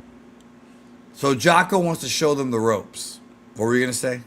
Oh, I was just gonna say I like how the the Galactic Patrol King looks so much like the Kraken from Daima. The Kraken, that's right. Yeah, I like how similar their designs are. Especially considering that like giants are a thing in Daima. It's almost like he is like a version of that type of life form, which I think is cool. I like these visuals right here. It kind of reminds me, honestly, of Solo, a Star Wars story, where they have like the train with and then the robbers. Like right now, this is a cowboy story. Yeah, it's definitely Western inspired, or as you would say, Western coded. Mirrors has to be the one to go and actually take care of this. This is also in reference. He's the hero here. This is something that a lot of people don't know about, but Nakasuru did an extra chapter of Cashman. Yes. In the with manga. Koyama, I think. Yeah, and in that chapter, there are 3 criminals who are trying to steal all of Earth's gold, and gold is being used as fuel within that manga. And in this, there's 3 criminals, and they're trying to steal sky gold, which is the fuel that the Galactic Patrol uses for their ships. So if you just look at like that Cashman chapter by Nakatsuru, and you look at this chapter by Toyotaro, it actually starts to become clear that Toriyama wasn't the only person that influenced Toyotaro. Toyotaro was also influenced by Nakatsuru. And actually, if you go look at that chapter of Cashman, Nakatsuru's art, the way he draws, very similar to Toyotaro. So there is definitely some influence there, for sure. Yeah, for sure. And then this is, of course, the hero stuff with Mirrors. I remember when this chapter first came out, I talked about it, even though I feel like looking at the colored version now is so much better. Just so much easier to see. This is all just Mirrors. Like, as you mentioned, it's all cowboy shit, as they would say. Gun stuff, a lot of swashbuckling adventure. The ship's going to blow up. And then Goku, Vegeta, and Jocko are watching this. this man has Mr. Fantastic, or at least this chick has Mr. Fantastic stretchy powers to pull the lever. It's just this is like I don't want to say slice of life because it really isn't, but it kind of is. I think this is all going to be in the first couple of episodes of the anime version just to establish Mirrors as somebody who's Of course, not yeah. just a Of course that's weakling. the Yeah, goal, this yeah. is all done to establish Mirrors. He's got the rocket packs on his feet, trying to freaking figure all this out, stop the train from going over, Tim being a hero. They're trying to save the blue Aurum or whatever. Then Goku here, this is an Easter egg from the Broly movie where he's breathing into the glass, as you can see there. Yeah. Yeah. I love that. Excuse me. Moving on here. Let me see here. They got him arrested. They keep going. That rocket. And Vegeta's already skeptical about Mirror's powers. Am I just go back? Go back What am I- on that rocket that Jocko. Am I going back? The one on the upper left there? Yeah, that whole thing where they're like stopping the rocket from like going up into space. That happens at the end of Jocko the Galactic Patrolman too, if you remember that. Yeah. And by the way, I'm not saying I consider this filler. This is not filler. This is purely done to establish Mirrors as being a guy who could actually hold his own. But Vegeta is already suspicious of all of it. He even asked I Mirrors, like the you way could have he saved drew that you planet could a lot. he even asked Mirrors, you could have saved the day even quicker, couldn't you? Like Vegeta knows that Mirrors is hiding his strength. Yeah. So his real strength, you know. So they the Kusaya squad was able to scout Moro's location. Goku tried to sense it and then immediately senses Moro. I'll never forget when this chapter dropped. I'll never forget it. Goku had this look on his face of complete shock and awe, as you can see there. And that's the end of the chapter. Do you remember this, bro? Because Goku having to freak out. This was like when Obi-Wan said, you know, I sense a great disturbance in the Force. It was the same thing, bro. Yep, except this time, this is the first character we've ever seen be sensed by Goku and know it. Yeah, right. And that's wild, yeah. And Goku's rarely afraid, but he's freaking out here. And then Vegeta also notices that there's something that he's never felt before, and he's like God Ki. The Ki wasn't huge, but it was terrifying. So it's not that it was a big Ki; it was just a scary Ki. And look at this. He's feeling the souls of like all of the absorbed freaking people from Moro. And look what Goku says. It was as if a whole lot of people were screaming in pain. Exactly what Obi-Wan says. Is as if I heard millions of voices crying out. And there's so much Star Wars stuff in this, bro. It's Yeah. actually crazy. Old school Star Wars, the good Star Wars, for sure, for sure. So this is where Mirrors explains Moro's powers. Moro is known for absorbing the life force of planets and turning it into his own power. In that sense, his very energy is a mass of slaughtered souls. Very different from anybody else, and that also explains how he's lived so long.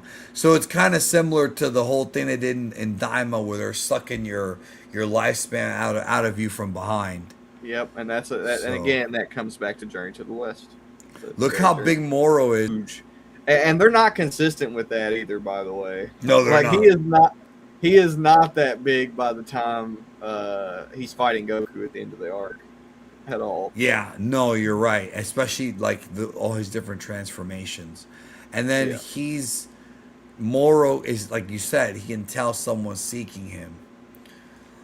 In my time away, life has managed to grow and spread throughout the universe. Yeah, it's been I wonder genuinely when this happened in the grand scheme of things, because first of all, I already think that Moro's from the demon realm.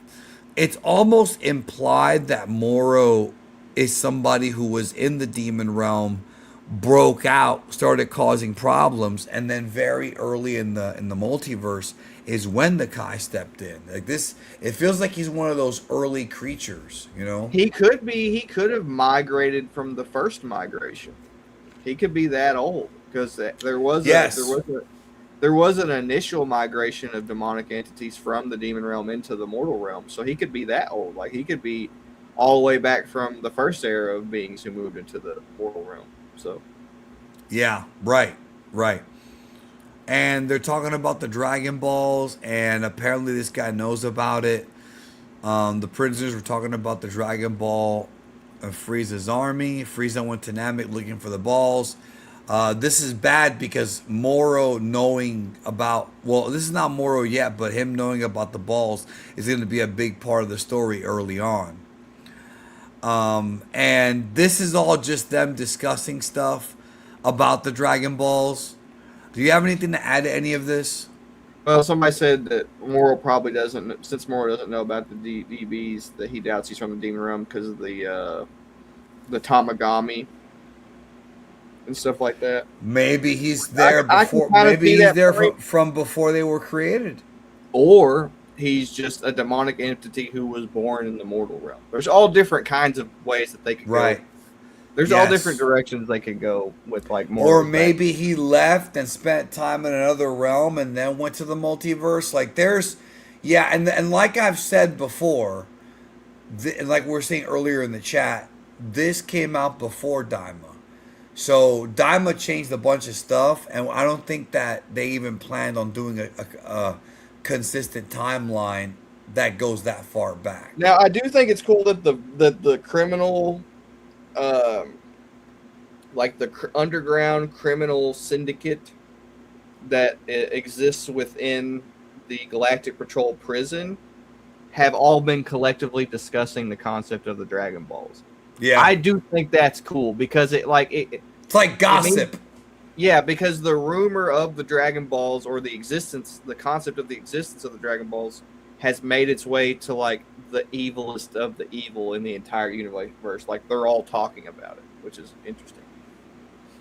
Yeah, and Moro wants to take advantage of those wishes, so the battle moves to New Planet Namek. First time we've had a battle on New Planet Namek or on Planet Namek since the Metal Cooler movie. And prior to that, in manga-wise, the Frieza saga. We never went back here for an actual like battle. You know what I'm saying? Yeah, I like this line that the Namekian elder says. He says that it's thanks to the protections of the gods that we live in peace. And they say that while praying to the Dragon Ball.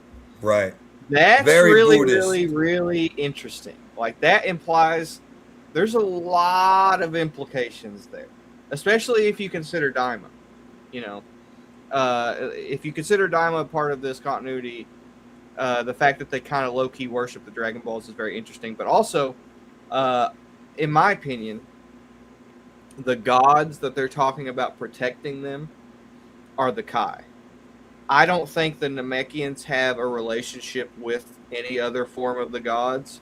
I think they kind of look up to and, follow the example of the Kai, which makes sense because what the Kai teach about mortal development is what Kami preaches about how the mortals should use Dragon Balls. So, like, being hands-off about moral development For the right thing.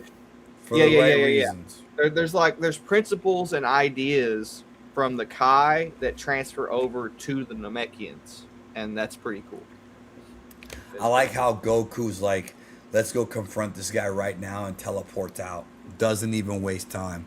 Gets right to Namek. Gets right there to wait for Moro to arrive. Moro arrives. The Galactic Patrol's away. Now we're seeing and look, I've got a bad feeling about this classic Star Wars line that's used in every movie. Now we're seeing the confrontation as Moro gets off the ship. Again, like Star Wars, the ship opens up like that.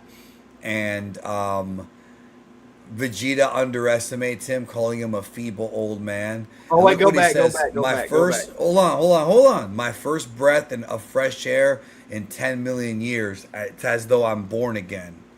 What am I going I back to? wanted to talk about this pun because it's also a Star Wars thing, and it's like one of the funniest jokes they made in the Moro saga. But I've got a bad feeling about this. I love that. That's like Yeah, one of the because he's a funniest goat. jokes they've told in a long time in Dragon Ball. Yeah, I Like, completely missed that. I actually completely missed that. yeah, I love that. I think that's hilarious. Because it's like That's a goat probably pun something only and on a the Star English Wars side. pun. Yeah, yeah. Yeah, yeah. Okay, and I like how it's like, why is Vegeta here? So now we have Moro confronting Goku. Goku's like, go back to prison, like that's gonna fucking work. And then Moro uses telekinesis to rip a Namekian child out of a home. What a Yep. bastard he is. And get his clutches on him. And Goated moment from Vegeta, no pun intended. well, I'm getting there now. So Moro tells him it's only food, and yeah, as you said, Vegeta for the save. Vegeta saving the Namekians now.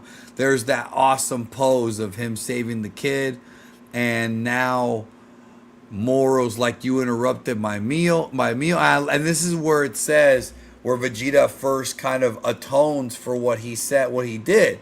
I have a troubled history with these Namekians. I did them untold harm. So no, I can't allow even one more of them to perish.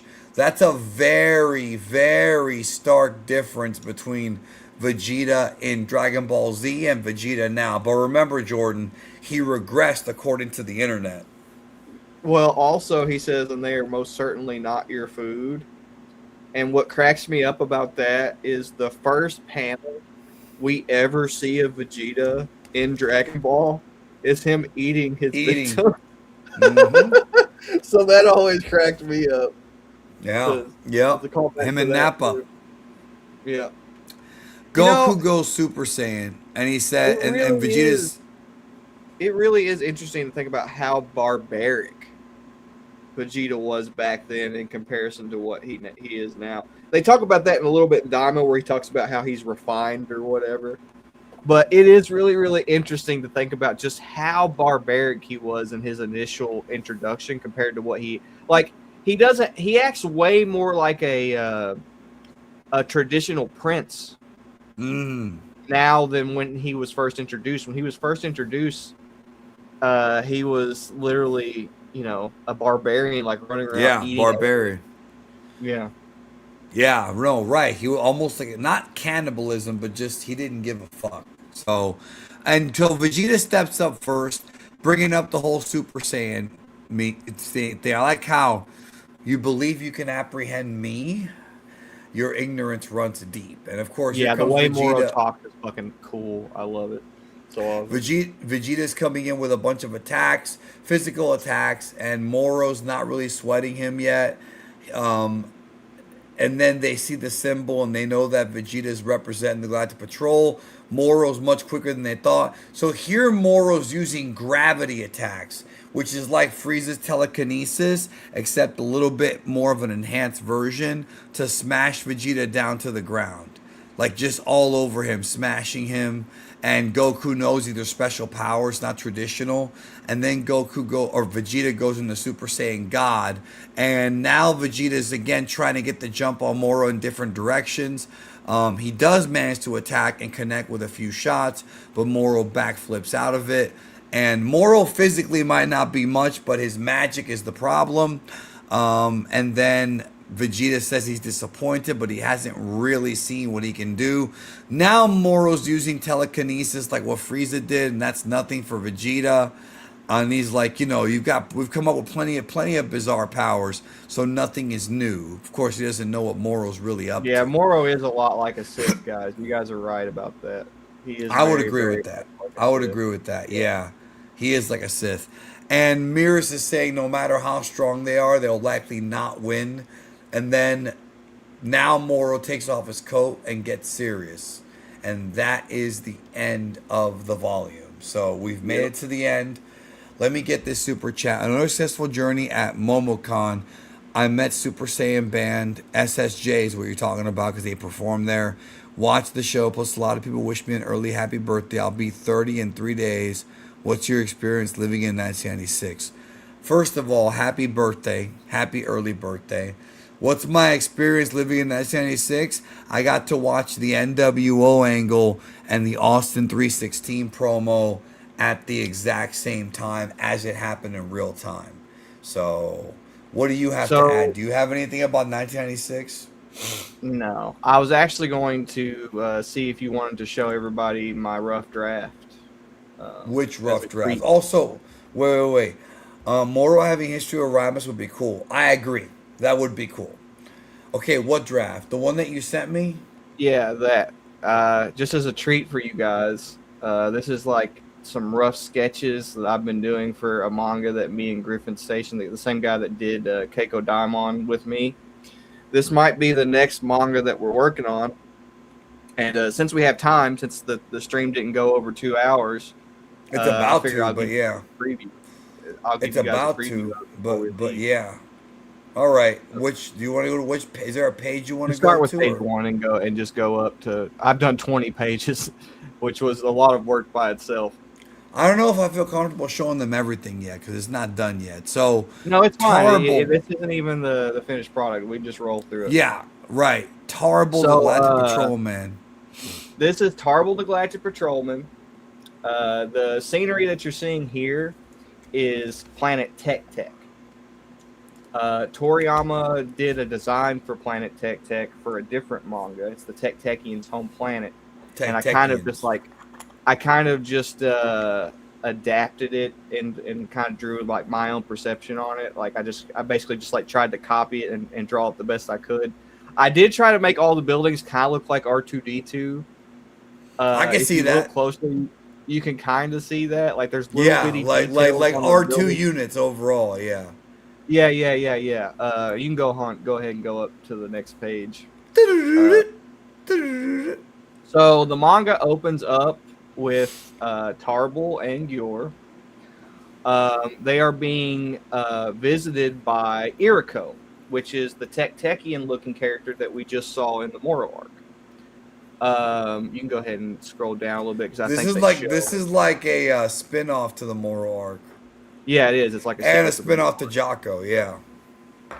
So in this story, the Galactic Patrolman is working with the Techians to have technology. All of the Galactic Patrol's technology comes from the Techians in the story that I'm writing. So they like visit Planet Tech and they go there to like get their technology. Now, when he goes to visit Planet Tech, he's also there on an investigation, which we'll get we'll get to that in a minute. But Tarble finds out, you can go ahead and go to the next page, that Iriko went to Planet Yardrat with You're Vegeta. giving away a lot of the story, man. It's fine. It's fine. This is the first chapter. It's okay. Okay. All right. So he is here to investigate the Wadagosh. I don't know if you guys remember the Wadagosh from Dragon Ball Super, from that filler. That was the Android 17 one? Where Barry Kahn became like a demon like entity type thing because he got possessed by this little alien thing. Do you remember that, Danny? I could have. No. There's a little pink alien. Oh yeah. I didn't like that one too much. I don't think. Yeah. So the Wadagosh are a big right. They're a big focus in my manga because there's a bunch of them on the planets that are turning people into demonic looking creatures. So anyway, you can go ahead and go on to the next page if you want, or scroll down and then go to the next page. But he tells him that Vegeta, he tells him he knows Vegeta, and then he shows him the picture. Everybody knows Vegeta. Yeah, he shows him the picture from the end of the Moro saga, where yes. Did you guys just take that picture and just put it in? I corrected it a little bit because there's I didn't like how Toyotaro drew Jocko. There's a lot of like little details and stuff in terms of the picture that I didn't like in terms of how Toyotaro drew it, so I corrected it a little bit. But for the most part, it is kind of 1-to-1 the photo. Okay. But anyway, Tarble finds out that Vegeta was a Galactic Patrolman. And then that causes Irko to be like, why? He's like, I thought you were a Saiyan. He's like, you should be able to protect yourself. He basically is like, he's like, you don't really seem like a Saiyan. You don't really seem like, because Tarble's like kind of upplaying Goku and Vegeta about how strong they are, and it makes Iriko sort of wise to the fact that Tarble is not really considered that strong, right? So then he asks him, he's like, well, what's wrong with you? Like, why can't you protect yourself and your planet like the other Saiyans? Like, why do you have to rely on the Galactic Patrol? So you can go ahead and go to the next page. So then we get like a flashback.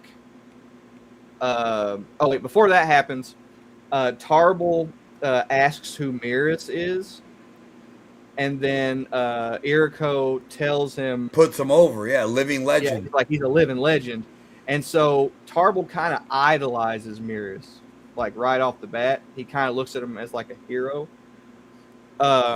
Anyway, as well he should.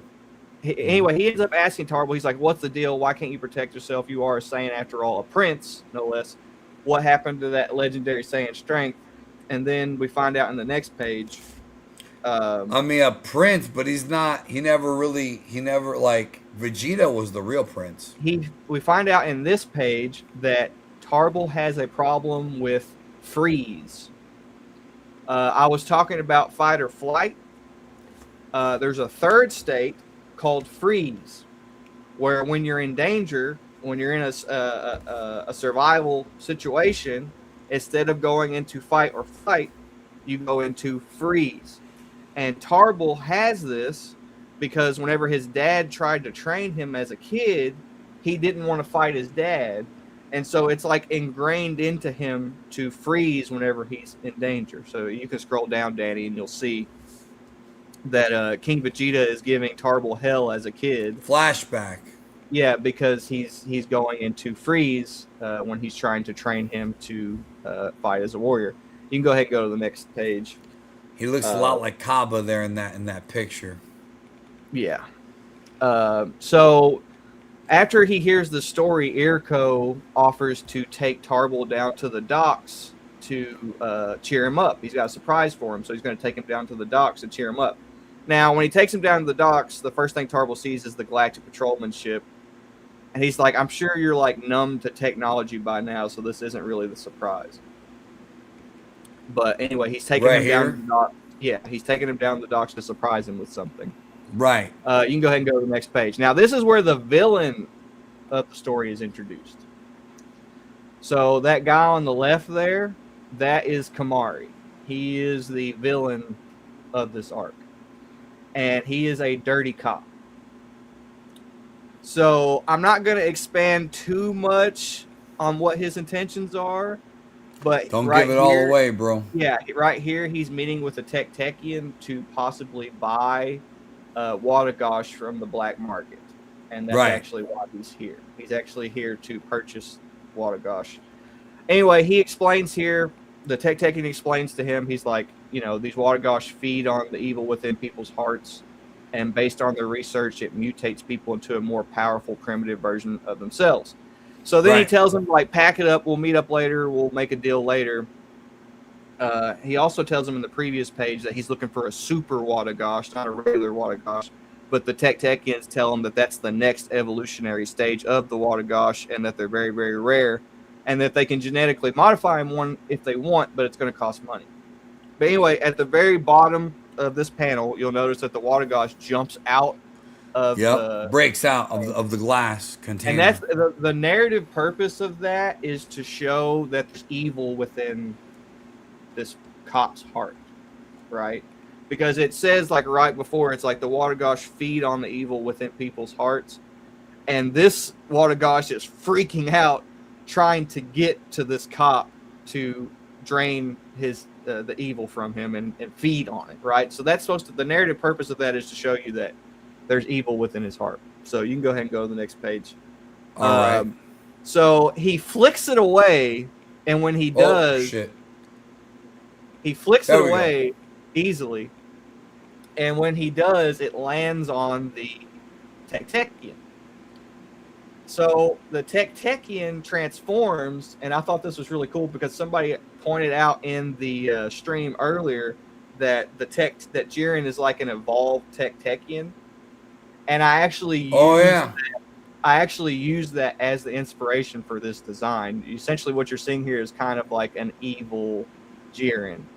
It's kinda, but anyway.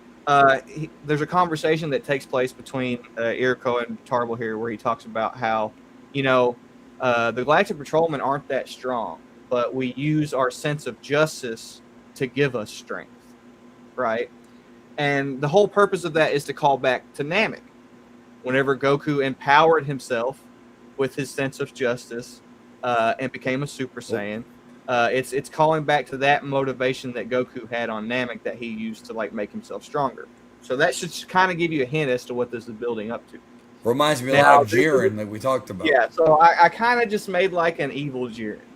I thought it would be really cool to like have a Tektekian turn into like a Jiren looking being. I just think it's really cool because they're both based on gray aliens. So I just thought that would be really cool to like have him mutate into like a Jiren like entity. You can go ahead and go to the next page. Yeah. So right here, this is really cool. So if any of you guys have played the only Dragon Ball game that has Tarble in it, I can't remember the name of the game, but I had to look it up and reference it for this scene. So there's a move that Tarble has in that game where he uses the remote to call his Saiyan pod to crash into his opponent. Right. So I gave Tarble that move in this manga chapter. Like he freaks out and he goes to freeze, and then he just uses calling his it Saiyan towards pod. him. Yeah, it's Raging Blast 2, you're right. He just uses the Saiyan pod to try and stop the threat instead of fighting the threat. Yeah, because he's weak. Because he's weak. You say, am I still going on, bro? Yeah. Well, I want to go all the way to the last page. Shit. Okay. I didn't want to do that, but all right. But anyway, so here's him catching the Saiyan pod easy, right? You can go ahead and keep going. Oh, that was quick. And then he tries to crush it. That's fine. Yeah, and then I made a reference to the Broly film here. Yeah, this is very Broly where he crushes it. Yeah, he puts it above his head and he crushes it, but then he like charges at them, and that's when Mirror shows up. So Mirror was the surprise for Tarble, not the ship. Like Mirror was the surprise. So Tarble goes to Tarble is in danger. He goes into freeze, and then Mirror shows up and is like, "It's okay, don't worry about it. I got you. I'm going to protect you." Right. So Mirror ends up protecting Tarble. He has studied the Watagosh, so he understands their weakness. He says it right there. I've studied your kind. Yeah, so he hits him on the head, and that causes the Watagosh to freak out and almost jump out of the Tektekian's body. And then Mirror talks about how he's there on his own investigation, not necessarily completely there for the Watagosh. He's got like his own investigation going on. And he also, right after this, the very last page, you see Kamari pulling up with the arrested Tektekian in the back of his ship. So Mirror is actually there on his own investigation. Now, I will give you guys a little bit of details for my intentions with this story. Now, I wanted to create you guys know I'm a huge fan of Journey to the West. I mean, everybody knows that. Yeah. Yeah. So what I wanted to do is I wanted to make a modern Star Wars Journey to the West hybrid thing using Tarble as the basis of the story. So what's ultimately going to end up happening is Tarble is going to train under Mirror. He's going to have a staff like Mirror. He's also going to learn the Yardrat abilities. Right. Where he can make clones of himself and get bigger. Teleportation or no? Yeah, he'll learn everything. But anyway, the story is going to be about him going from planet to planet, saving people from the Watagosh, because the Watagosh are turning people into demonic-like entities. So his job as a galactic patrolman is to go from planet to planet, purifying people of the Watagosh, because the Watagosh is turning them into these like demonic, like evil entities. So it's literally just Journey to the West, but like reformatted using this story. Because in Journey to the West, Journey to the West coded with a sci-fi twist. yes. Because in Journey to the West, Wukong would go from town to town, purifying people of their demons, like changing people from demons like back what to Jesus used to do. Yeah. So this is all the inspiration for this story is clearly Journey to the West, but also after I read the MORO arc, there was just, and thinking about Tarble's existence, there's just so many missed opportunities with like Tarble as a character, and with Miras as a character, and with the Galactic Patrol as a whole. And I was just, reading the MORO arc just like super inspired me to write this story. So if you guys like the MORO arc, if we ever get this story done, I think you guys will really, really, really enjoy this. So I just wanted to give you guys a preview. This is a special treat for you guys only. Nobody else will see this. So I just wanted to let you guys check it out. So, you there, Danny? Oh, I'm sorry. What did you say? I was just letting everybody know. I just wanted to give them a treat and show them the preview. Okay, I'm sorry. I'm tired, bro. I don't know. I have had a crazy couple of days, man. I'm glad we got this. I'm glad we got this done, this Mangalorian, because geez, I was scared yesterday that I was gonna have to deal with another week of the water heater being busted, but oh, I'm so glad, because that was a crazy week. Back to a normal schedule now, right? Kind Right, of. hell yeah, dude. Kind of, because the MORO arc's going to take some time to get through, but also it's not going to air till next year, so we have plenty of time. Yeah, it'll go by quicker than you think. Oh, I'm sure it will. That's why we have to do other shows like that Super Magic show that I mentioned, and maybe we'll switch to bi-weekly. It all depends. I think when the Dragon Ball Super anime, the Beerus part comes out, then we've got a whole other thing to cover. But do you have any final thoughts before we close out this Mangalorian? Nope. I appreciate you guys. Thanks for stopping by. Check out the Dragon Quest 12 trailer and the X-Men 97 Season 2 trailer. I'll probably do a breakdown of both of those sometime this week.